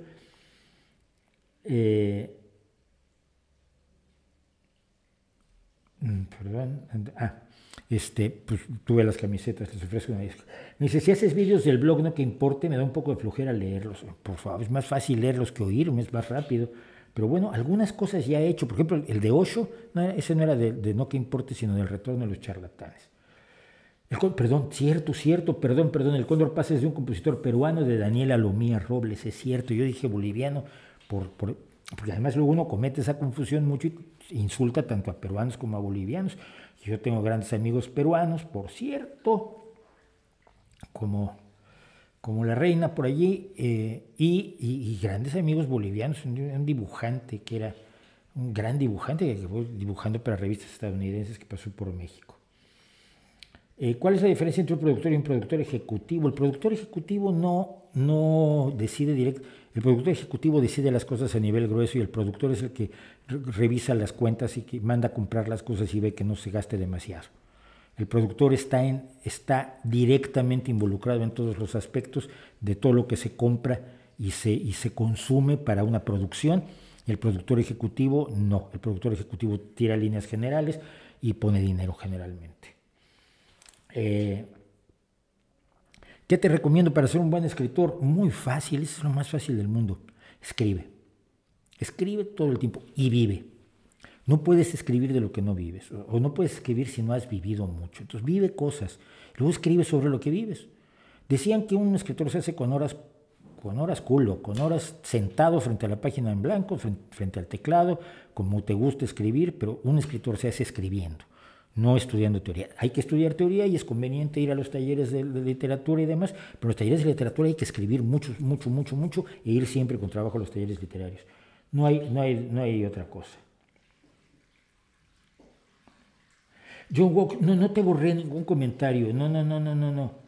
Simple y sencillamente que cuando hice el cambio, cuando se congeló y tuve que reiniciar el software y demás, pues resulta que se borraron los chats, el chat que estaba antes, lo siento.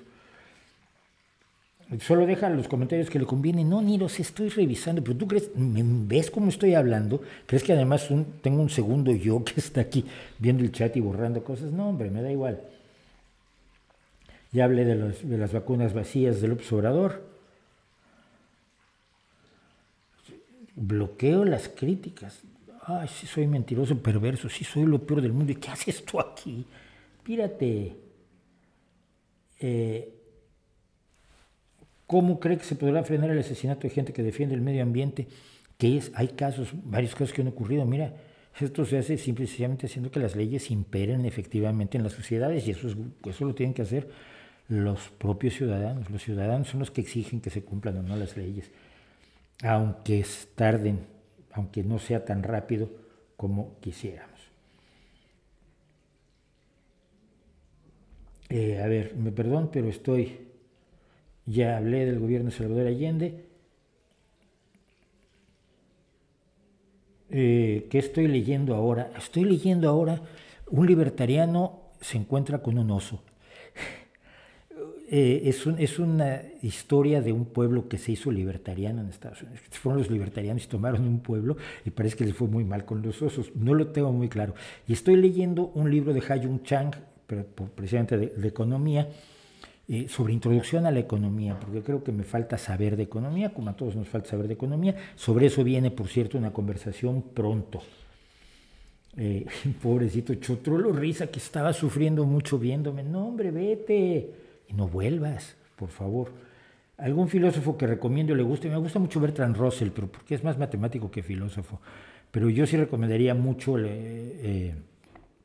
¿Por qué no soy cristiano en concreto? A mí me ayudó muchísimo Bertrand Russell porque pensaba que la razón era importante, y yo cuando lo pensaba y luego veía que lo pensaba también un señor británico tan respetable, que era conde y sin embargo era socialista y era un tipo entrañable. El otro día yo todavía veía una entrevista con él, pues me hizo mucho bien saber que alguien que pensaba mucho mejor que yo y que era mucho más respetable que un chaval de 17 años pensaba cosas parecidas. Estas son las tonterías. La solución es ser un tibio y que te pasen por encima. No. La resistencia es válida, pero lo que no es válido es pasarte de la resistencia a la masacre de los otros. Cuando te deshumanizan, lo peor que puedes hacer es deshumanizar tú a los demás. Es que, por favor, eso me parece a mí evidente, ¿no? ¿Qué es el género? Me refiero entre masculinidad y feminidad. No lo sé. Hay muchas definiciones de género, ninguna es exacta, y es razonable que haya un debate sobre el tema, pero no me preguntes, es un constructo posterior al hecho, entonces hay distintas personas y distintas corrientes que lo ven de distinta manera, no hay una respuesta.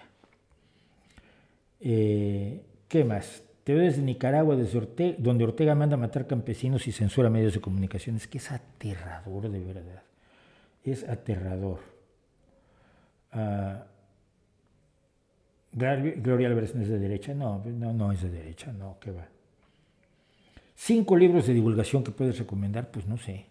El mundo y sus demonios de Carl Sagan, por supuesto, El espejismo de Dios, las cartas a un joven disidente que le pusieron en español, que me parece una traducción horrorosa al libro de Hitchens. Y en este momento, porque viene mucho al caso, la energía nuclear salvará al mundo de Operador Nuclear, a quien ya entrevistamos aquí, y el nuevo libro del verdadero ecologismo de J.M. Mulet, que tiene furiosos a todos los ecologistas políticos. Denos su opinión sobre la agricultura vertical y cómo esta puede cambiar el mundo. Pues muy sencillo. Agricultura sin tierra significa salvar espacios para la naturaleza que les gusta a muchos, para tener arbolitos y para tener otras cosas que siguen llenas de bichos que te pueden matar, pero que decoran más y que son buenas para el clima, para la atmósfera, etc. Entonces, si no quieres que se utilice, que se desmonten más bosques lluviosos y selvas para la agricultura y para la ganadería, lo que necesitas hacer es ganadería intensiva y agricultura vertical. Ya con eso voy a tener encima a un montón de gente.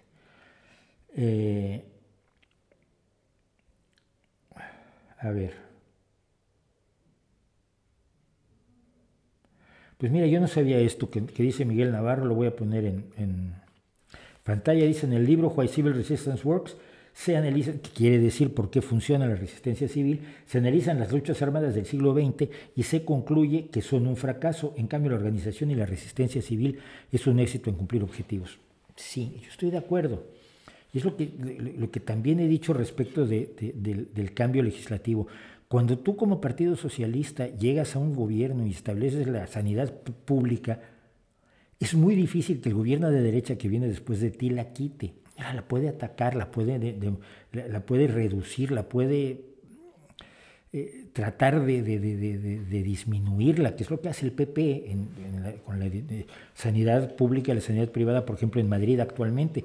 Pero no puede derogarla porque la gente ya la siente como un derecho, porque es un derecho de la gente. Entonces, cuando tú haces cambios legislativos que realmente mejoran los derechos de la gente y quedan instaurados en las leyes, a la derecha le cuesta mucho trabajo echar para atrás. Todo el estado de bienestar sueco, que luego la derecha trató de echar para atrás, lo echó para atrás en niveles muy, muy mínimos. Lo bueno que tienen de organización social los países nórdicos lo tienen gracias a las políticas socialistas, aunque luego hayan entrado otros y aunque hayan tenido otros problemas, el logro permanece a largo plazo. Así que, pues, esta es la recomendación de Miguel Navarro. ¿Qué piensas sobre John Stuart Mill y el socioliberalismo? Mira, el socioliberalismo no me gusta porque soy socialdemócrata, pero la primera parte del libro de John Stuart Mill sobre la libertad me parece fundamental, que es la que se refiere a la libertad individual, a la libertad de expresión y a la libertad de debate de todos los temas. Yo creo que es fundamental volver una y otra vez perdón, mil disculpas, sobre la libertad de John Stuart Mill. ¿Volvería a México algún día? Tal vez, no lo sé, pero no lo tengo previsto. ¿Cree que Venezuela puede salir del actual gobierno por la forma democrática? No veo otra. No veo otra. Por favor, ya está lo suficientemente polarizado el país como para que un enfrentamiento armado sería una tragedia de décadas y décadas y décadas. Un enfrentamiento armado entre hermanos es lo peor. España sigue peleando, muchos españoles siguen peleando la guerra civil.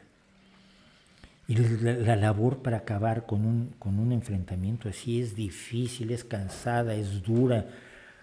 Ruanda lo ha conseguido en cierta medida, que hace solo 27 años, porque por estos días se celebra el día de la conmemoración en Ruanda del horrible genocidio en que en 10 días se mató casi 1 millón de hutus. Y Ruanda ha conseguido el perdón y que pidan perdón los masacradores, pero esto ha sido sometiendo a la gente a tratamiento, a consejería, a que reconozcan su culpa a los culpables y a que sepan perdonar a los sobrevivientes. Hay documentales estremecedores sobre Ruanda.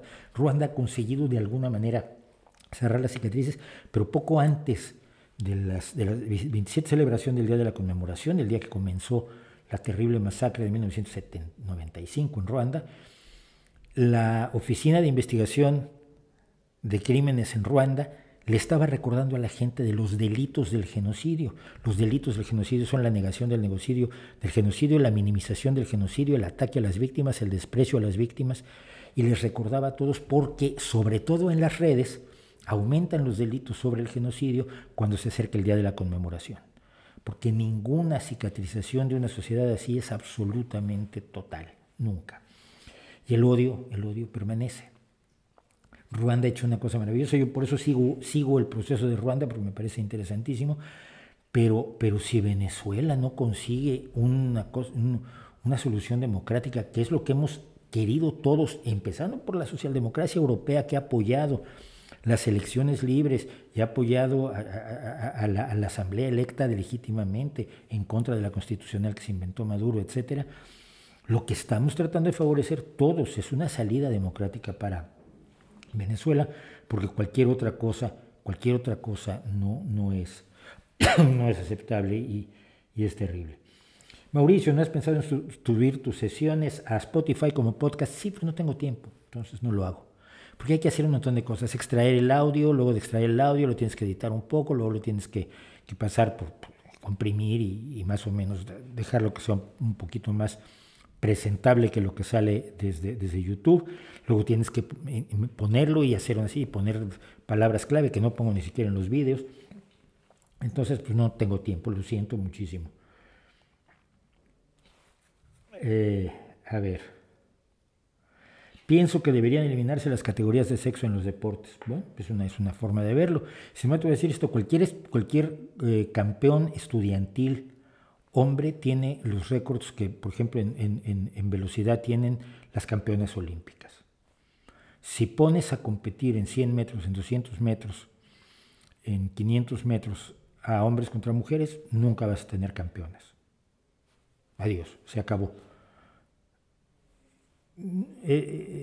No va a pasar, y ese es precisamente parte de las cosas que hay que debatir. Tu posición es muy tajante, tendrías que argumentarla. Hay otras posiciones que dicen que no, que precisamente se deben mantener y que eso tiene que tenerse en cuenta en todo el debate de los transgéneros. Gracias a Sasha por su superchat, que siempre deja una propina que se agradece muchísimo. Alejandro RZ en el directo anterior mencionó que el Partido Laborista Neozelandés es parte de la Internacional Socialista, no la había abandonado y luego se unió a la Internacional Progresista. Creo que pertenece a los dos, muchos partidos pertenecen a los dos, a las dos. ¿Te consideras extrovertido, introvertido, un punto medio? No me considero nada, no creo que sean categorías válidas. No sé qué es el distributismo.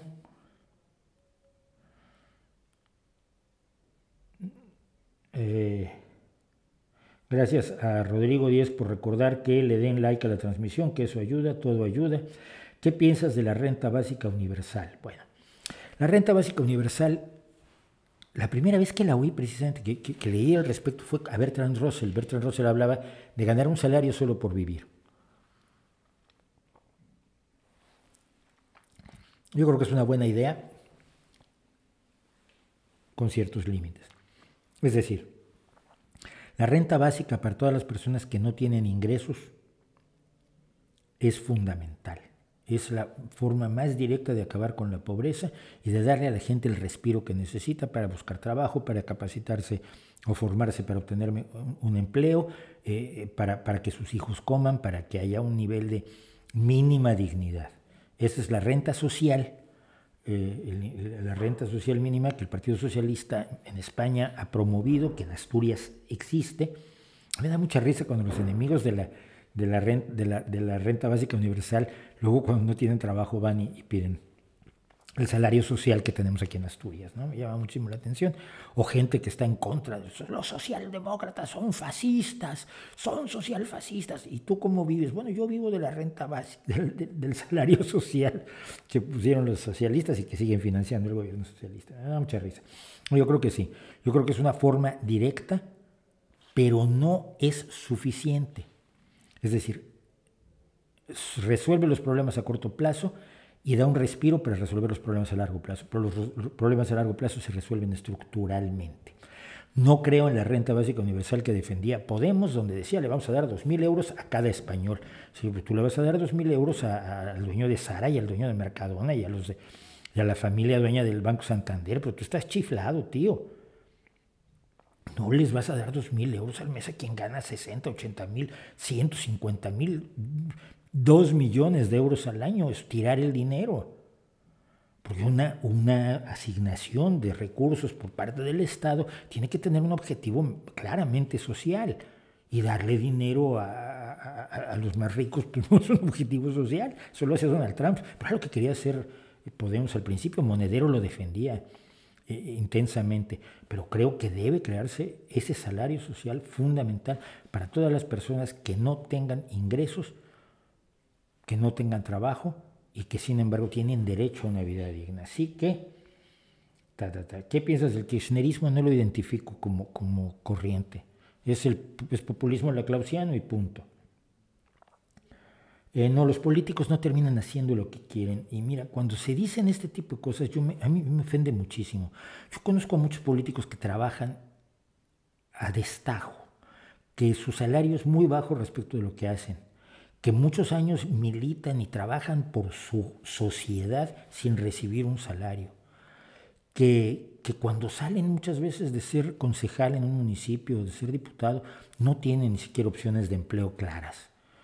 Porque han dejado sus trabajos para dedicarse al servicio. Sí hay mucha corrupción y debemos luchar contra la corrupción, pero la brocha gorda que Podemos ha promovido, con la que se deben pintar a todos los políticos, es una injusticia y es una desgracia y es una forma de miseria moral.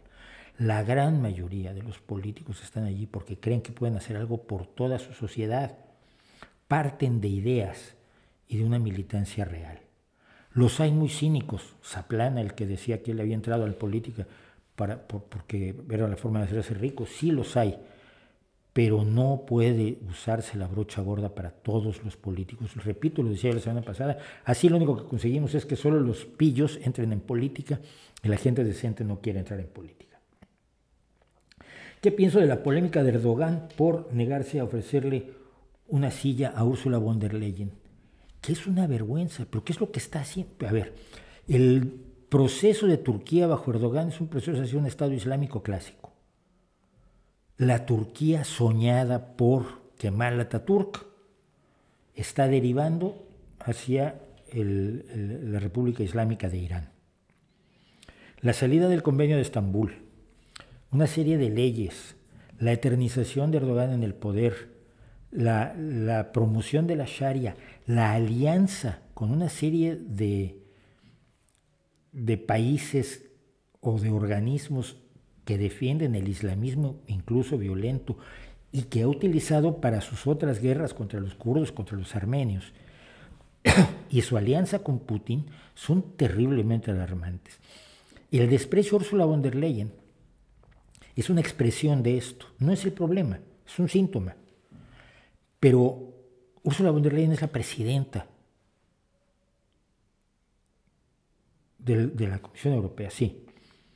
Y no es admisible que se le ofenda porque es mujer, porque lo que representa es a todos los europeos. Yo lo único que espero es que Turquía no entre a la Unión Europea, que no entre a la Unión Europea hasta que no limpie su patio de Erdoganes, por cierto. ¿Qué opinión tiene de Julio Anguita? Bajísima. Julio Anguita se alió a la derecha para atacar al Partido Socialista, porque lo que más odiaba él hasta el día de su muerte fue al Partido Socialista, tanto que por eso le gustaba Pablo Iglesias, porque creía que Pablo Iglesias le iba a ganar al Partido Socialista. Tenía Julio, que por otro lado fue un luchador muy digno en otra serie de cosas, pero tenía una obsesión contra el Partido Socialista muy, muy estalinista y muy lamentable. Perdón por el ruido, pero es que lo que tengo yo arriba es el patio de luces de todo un edificio. ¿Qué le parece Ritchie Blackmore tanto en Deep Purple como en Rainbow? Bueno, a ver, Ritchie Blackmore es un genio de la guitarra, y es un genio de la guitarra, y luego un genio de la mandolina, y luego un genio del buzuki, y luego un genio de lo que agarre que tenga cuerdas. Es uno de los siendo los guitarristas en general divas, porque tienen un papel protagónico en el rock. Ritchie Blackmore era la diva entre las divas. El tío era insoportable según todos los relatos. Pero eso es asunto de su vida privada. Me gustó en Deep Purple el solo que hace en el concierto para grupo y orquesta de John Lord. Es espectacular, es maravilloso, es de una delicadeza para conversar con una orquesta sinfónica que a mí me fascina desde el primer día que lo oí, y es un concierto que sigo oyendo. Y si no conocen el concierto para grupo y orquesta de Deep Purple, vayan y óiganlo. En Rainbow me gustó menos, pero en Ritchie Blackmore ahora, en su grupo de música inspirada en la música medieval y renacentista que tiene con su esposa, Blackmore's Night, si mal no recuerdo se llama, me encanta, el grupo me encanta, los oigo con un enorme gusto. Acaban de sacar disco, por cierto, o están por sacar disco en estos días, porque estuve viendo unas entrevistas con Ritchie Blackmore y con su esposa, que es una cantante extraordinaria, que es una brillantísima música, y me encanta. Yo creo que Ritchie Blackmore tiene una aportación que no se le ha reconocido, mucho más allá del rock, en la música de inspiración medieval y renacentista. ¿Qué opinas de José José? Me gustaba cómo cantaba. Me gustaban algunas de sus canciones, luego ya me alejé más del bolero, pero por ejemplo Gavilán o Paloma alguna vez fue hasta himno mío. Esto puede ser de risa loca. Vamos a hacer algo que sí tengo muchas ganas de hacer, aunque ahora sí estoy tratando de responder al chat, aunque sé que no lo voy a poder responder todo.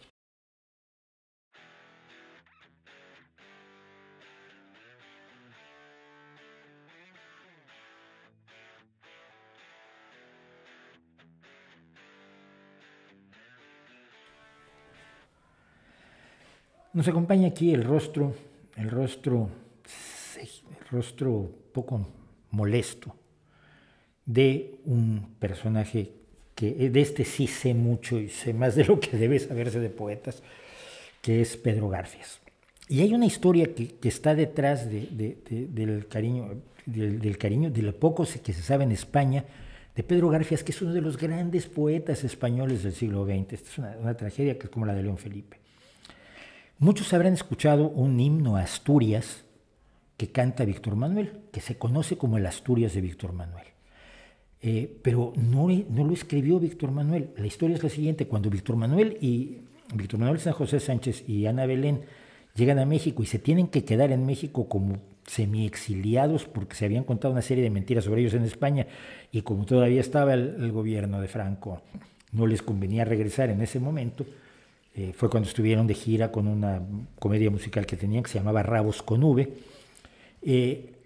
Alguien a quien yo conozco, Paco Ignacio Taibo I, que era refugiado español en México, les dio a conocer un libro de Pedro Garfias. ¿No conoces? Oh, pues es un gran poeta español, pero en España no lo conoce nadie, les dijo Víctor Manuel. Entonces les regalaron un libro y en ese libro de Pedro Garfias venía el poema Asturias y me ha contado Víctor Manuel a mí. No es mi amigo, cuidado, no estoy diciendo que nos llevemos tan bien, pero alguna vez lo comenté en una entrevista que le hice, que esa misma noche en la habitación del hotel tomó la guitarra y le puso música a Asturias. Y el hecho de que sea un poema de Pedro Garfias explica cosas que luego la gente no entiende. Cuando él dice, yo soy un hombre del sur, polvo, sol, fatiga y hambre.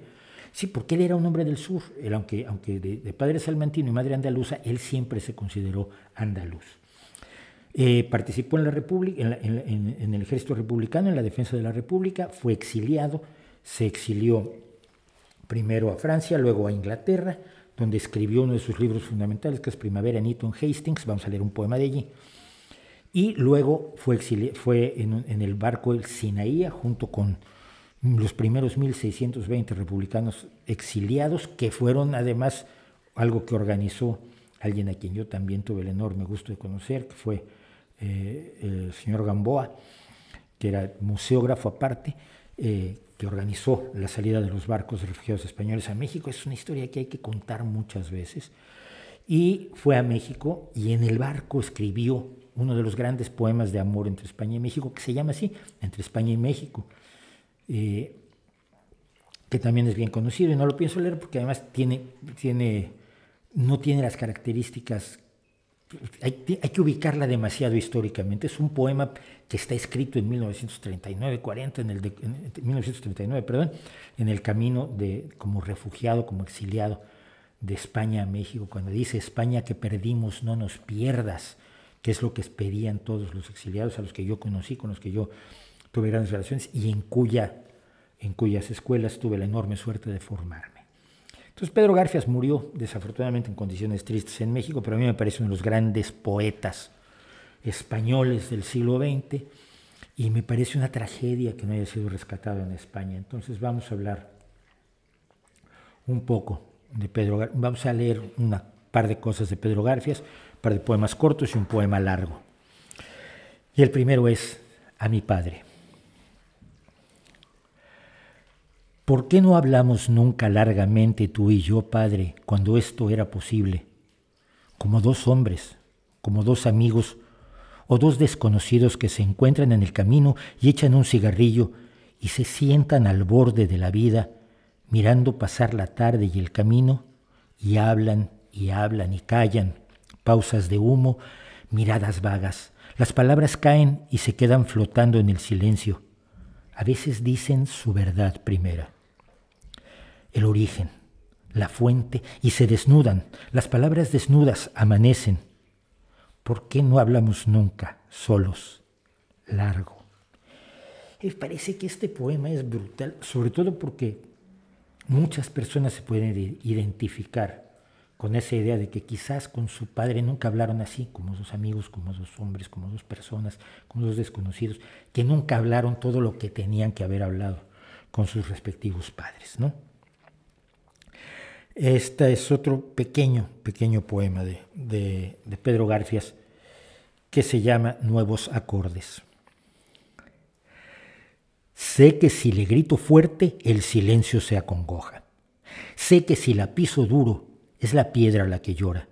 Sé que si camino a prisa, se me derrumban las hojas. Por eso voy con cuidado, acariciando las formas, mirando a un lado y al otro y respetándolas todas. Que hay quien se duele del cuerpo y a mí me duelen los hombres y las cosas. Y bueno, todos los exiliados pierden a su patria. Se dice que el destino del exiliado es ser extranjero en dos países o más al mismo tiempo.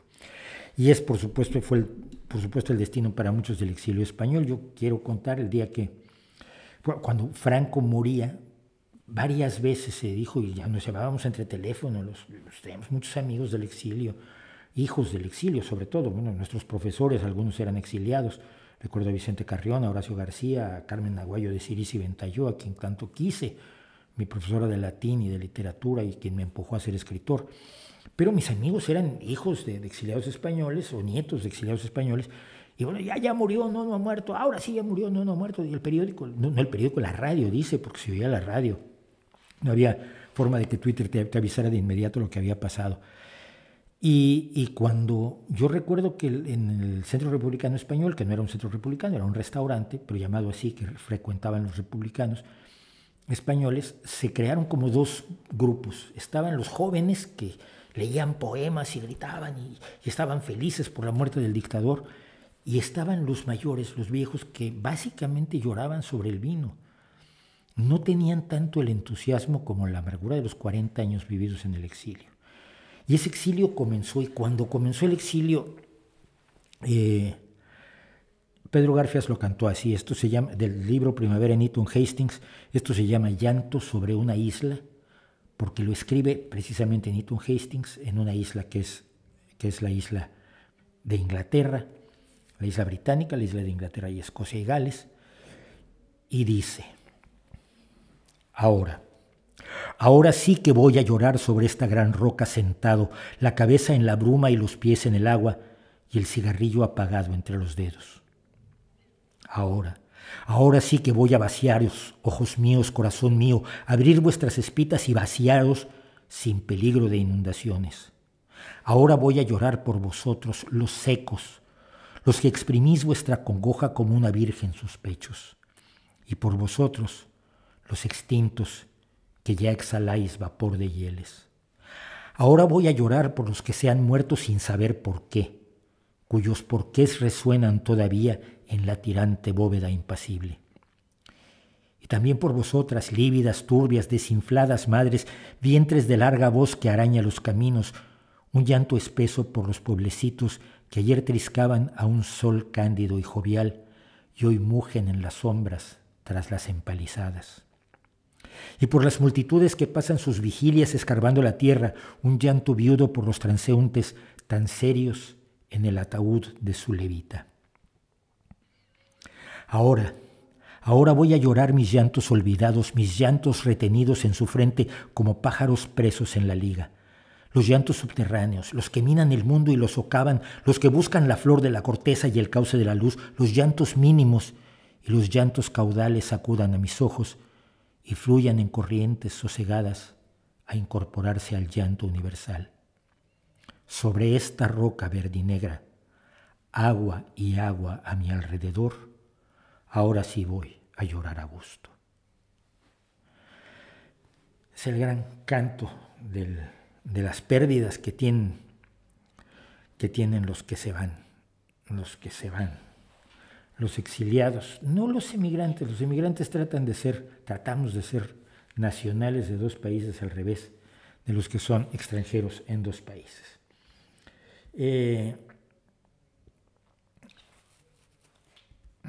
Etapa preferida de los Beatles, después de Rubber Soul y hasta el mero final. Si los Beatles como grupo pop empiezan a desaparecer con Rubber Soul, cuando cantan Norwegian Wood, y el siguiente disco es Revolver, que rompe absolutamente todos los conceptos de lo que estaba haciendo el pop, y que dijo, mira, ¿por qué no hacemos mejor, más claramente rock, y además tiene que ir en esta dirección? Revolver comienzan muchas corrientes y muchas formas de ser y de entender el rock. Luego sigue el siguiente disco, el Sgt. Pepper, que es la revolución absoluta, que es lo que nadie había oído nunca, que está la primera canción que dura más de 3 minutos, pero que ya nadie le podía decir a los Beatles que no podían hacer canciones de más de 3 minutos. Un día en la vida dura 7 y tantos minutos, 7, 8 minutos. Sin que los Beatles se pudieran haber dado el lujo de hacer un día en la vida, Queen no podía haber hecho Rapsodia Bohemia, y aún así le trataron de decir a Queen, oye, no es que dura mucho la canción, ¿a ti qué te importa? ¿No? No es posible el rock posterior sin los Beatles. Y después de Sargento Pimienta, bueno, tienes el disco blanco, Let It Be y Abbey Road. Creo que todos los discos aportan muchísimo, incluso los trozos de canciones que son, si mal no recuerdo, Let It Be, sí, donde están trozos de canciones que nunca terminaron y que las hilan en una canción delirante, maravillosa, surrealista. Entonces, soy menos amigo de los Beatles de antes, de los Beatles muy pop, muy suavecitos, muy tranquilitos. Pero a partir de Rubber Soul es la época de los Beatles que a mí me gusta. No, tu madre no la... De tabaquías, ¿cómo hago para que mi madre deje de ser fanática religiosa? No lo vas a lograr. Trata de entenderla y trata de contemporizar con ella. Cuando uno ha apostado y le ha entregado toda su vida a una creencia, no le puedes pedir a alguien que lo deje. Muchas veces la gente no tiene más que eso. Mi madre era muy católica y nunca traté de convencerla de que no lo fuera, simplemente traté de que entendiera que yo no lo era, pero no. Tampoco es justo, ¿no? El síndrome de la vida perdida de quienes se dan cuenta que sus creencias son falsas demasiado tarde en la vida, tampoco es una cosa bonita. No creo que debamos defenderla, porque no le vas a hacer demasiado bien a ella y tampoco te va a hacer demasiado bien a ti, ni a la sociedad. Yo creo que trabaja, si quieres difundir estas ideas, trabaja con los jóvenes, trabaja fomentando la alegría de vivir sin dioses entre quienes aún no han decidido creer en dioses, pero más allá, no sé, quizás yo sería más cuidadoso. Aaron Montes, ¿cuáles son los límites del humor negro? Ninguno. Lo voy a decir una y otra vez, ninguno. Lo voy a decir como lo dice Ricky Gervais, ninguno. Lo voy a decir como lo decía George Carlin, ninguno. Lo voy a decir como lo dice mi querido Edu Galán, ninguno. Soda Stereo me gustaba, Gustavo Cerati como solista menos. ¿Qué opina o qué responde al argumento los impuestos son un robo? Quien dice eso no entiende qué son los impuestos. O sea, tiene una visión absolutamente aynrandiana, es decir, todo lo que ha hecho él lo ha hecho por él o ella mismo. Esa persona se ha encargado de todo lo que ha logrado en la vida y le quitan aquello que es suyo.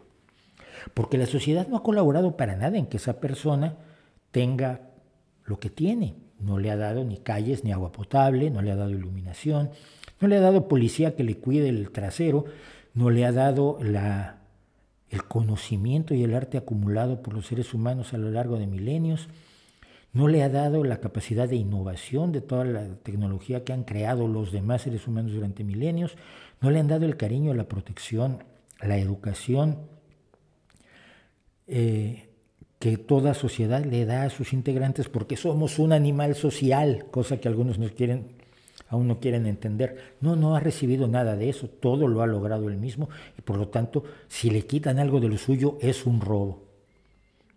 ¿Quién paga la calle? La policía, el ejército, los bomberos. ¿Quién paga las carreteras? ¿Quién paga la educación pública muchas veces que tienen tus empleados? Lo pagamos entre todos, lo pagamos entre todos. Y lo pagamos entre todos con nuestros impuestos. Y el que tiene más, paga más. Porque esto es como los seguros de vida. Si tú tienes, o como el seguro de tu fábrica, el seguro de tu fábrica no paga lo mismo que el seguro de este pequeño local desde el que yo transmito y tengo mi pequeño estudio. Tu seguro cuesta mucho más porque hay mucho más que proteger. Tus impuestos son más altos porque hay mucho más que proteger y porque además es lo justo, porque lo que tienes en gran medida es por la sociedad, aunque te niegues a aceptarlo. Basta echar un ojo a nuestra realidad. Nuestra realidad es una realidad social. Entonces, la idea es bastante boba, digo yo. ¿Hay organizaciones o partidos socialdemócratas o de izquierda democrática en México? Creo que no. Creo que deberían existir, pero solo los puede hacer los ciudadanos. Lo que no pueden hacer es esperar a que haya un líder que lo haga. No he leído a Jordan Peterson, no me parece interesante, me parece relevante, no es...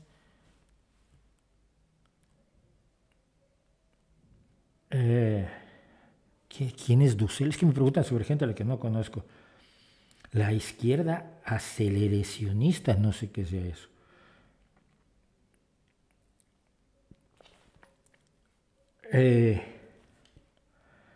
¿Por qué el PRI es miembro del Internacional Socialista? Por desgracia, y creo que no debería serlo, pero tampoco se le puede echar. No conozco a Agustín Laje, no he leído a Agustín Laje, no sé quién sea Agustín Laje.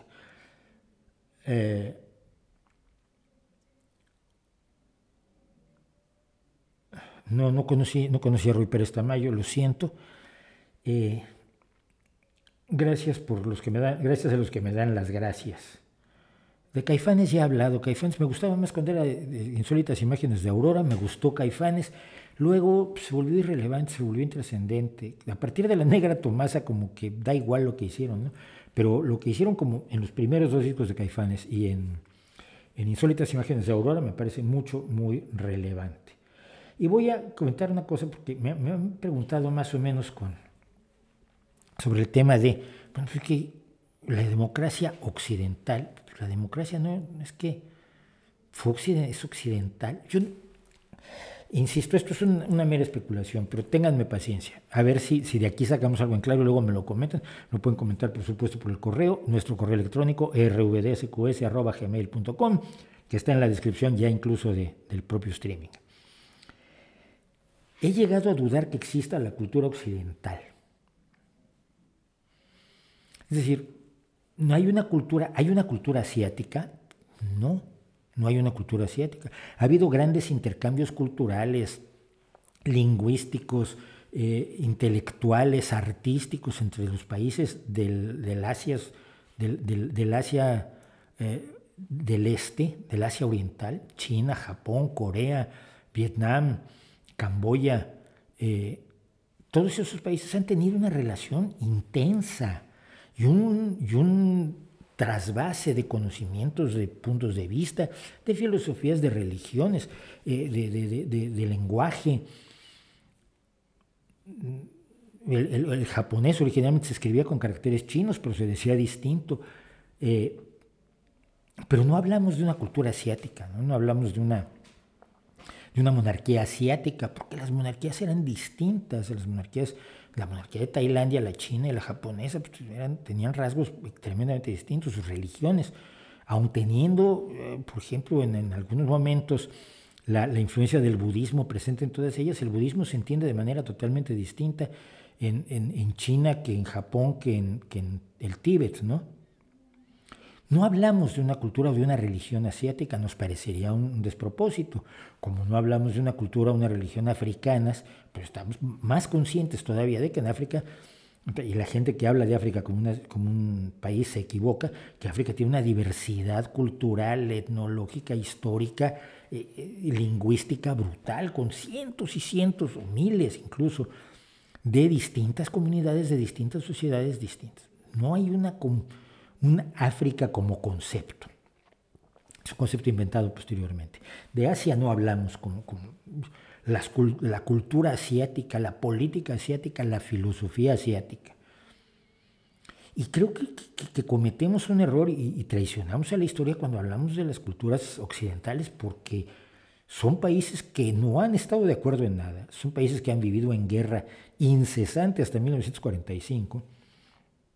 Son países que sí han tenido trasvases culturales, pero trasvases culturales que siempre llevan al conflicto.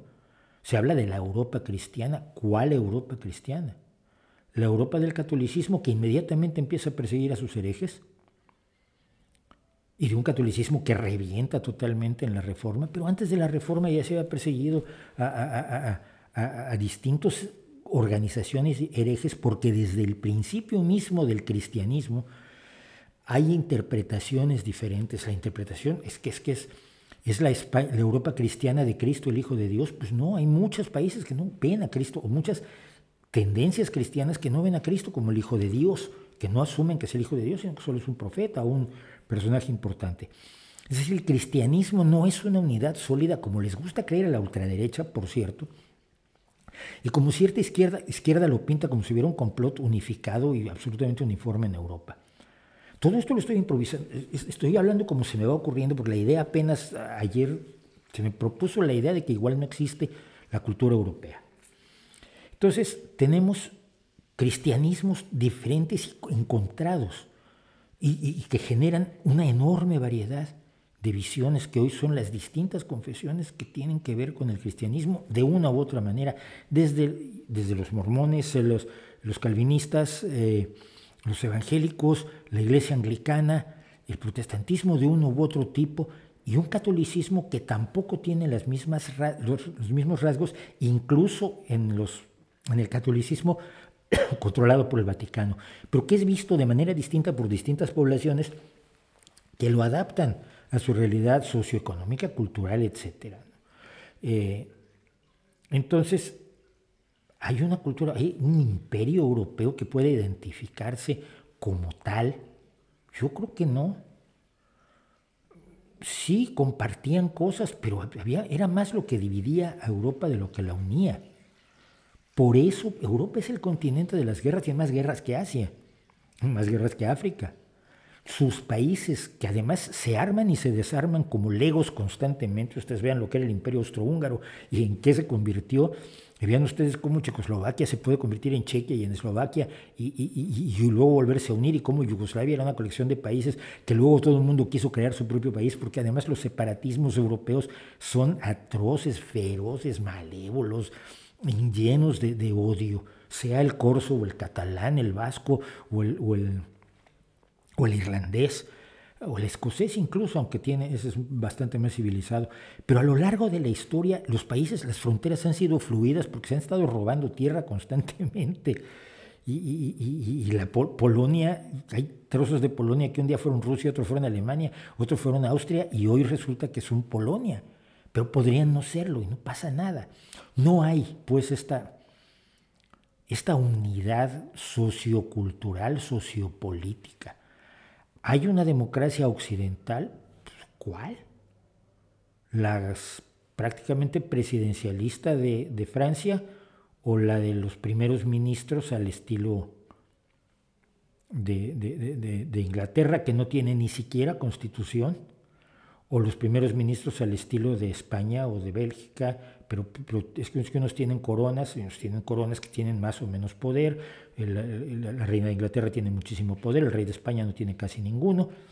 El poco que tiene además lo usa mal, poquísimo, y además un poder ilegítimo. Lo digo porque recientemente pidió que se despidiera alguien en Radio Televisión Española por un letrero que puso de que una de las princesas se va a estudiar fuera, y puso que se va al extranjero como su abuelo, y esto le cayó mal al rey. Pues mira, a mí me caen mal muchas cosas que hace Radio Televisión Española, y no le ando pidiendo que despidan a nadie. Y no creo que el rey tenga derecho de pedir que despidan a nadie, y espero que a esta persona se le devuelva su empleo. Y esto va para los que dicen que yo defiendo la monarquía española, que luego se caen cosas. Pero bueno, hay reyes con distintos poderes, con más, con menos poder. Hay reyes que perdieron el poder hace poco, hay reyes que lo perdieron hace mucho, hay reyes que no lo han perdido. ¿Cuál democracia occidental? ¿De qué democracia occidental estamos hablando si son países tan distintos, con visiones tan distintas, con regímenes parlamentarios que se parecen en ciertas cosas, pero que en otras cosas son totalmente diferentes, que no tienen una cultura compartida, porque incluso su visión de rechazo a la ciencia es distinto? Los que rechazan a la ciencia en distintas organizaciones o en distintos grupos europeos lo hacen de distintas maneras.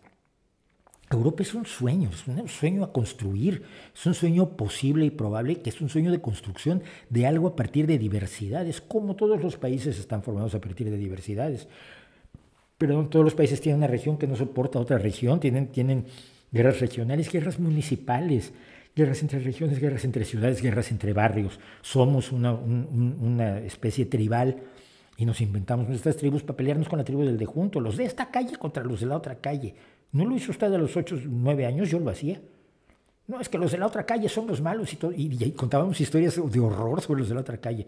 Bueno, lo vamos a hacer igual, lo vamos a seguir haciendo en nuestros países, pero aún así podemos soñar una Europa unificada, podemos soñar una América unificada. Pero, o el sueño panarábico de Gamal Abdel Nasser, es decir, esta uniformización de la idea de la Europa, de la filosofía europea, de la religión europea, de las visiones políticas europeas, donde el socialismo inventado en parte en Francia y en parte en Inglaterra es convertido en el socialismo de Marx en Alemania, que no tiene nada que ver con las propuestas originales de Saint-Simon o de Owen, y que luego, en cuanto sale de Alemania, se deriva en 16.000 formas distintas de ver el marxismo y en 16.000 corrientes diferentes que están en pugna constante y completamente y no se soportan entre ellos y se dan de palos.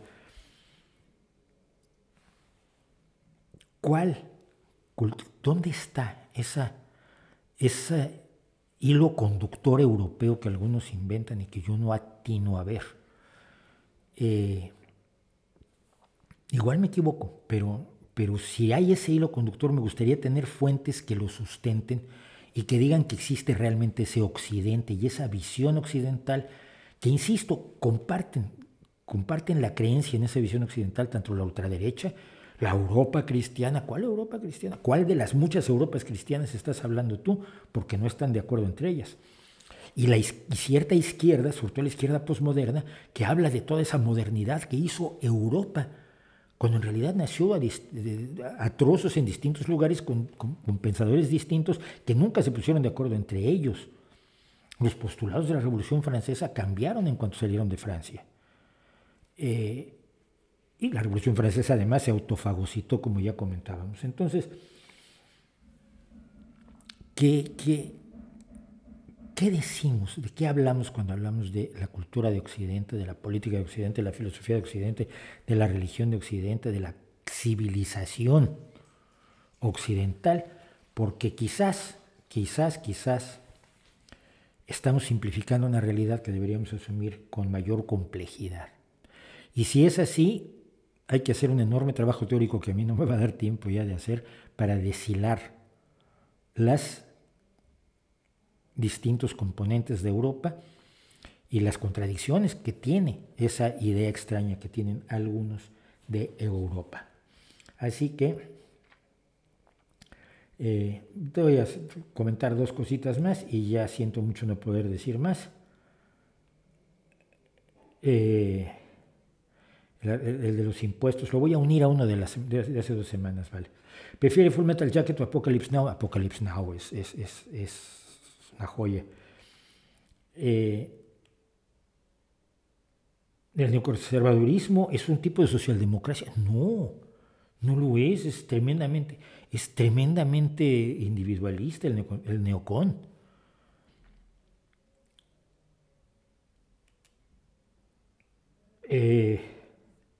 Bueno, no tengo más que comentar. Muchas gracias por estar conmigo, muchas gracias por aguantarme, muchas gracias por oírme. Ahora sí, agoté prácticamente el chat. Ya sé que hay muchas preguntas que no respondí, pero ahí sí tengan compasión. Y si me las repiten, pues voy a volverlas a no contestar muy probablemente. Depende también de cómo me sienta, depende de cómo estén las cosas. Pero de momento, esto es lo que ha sido el en vivo y con todo. Apóyennos, recomiéndennos, comenten.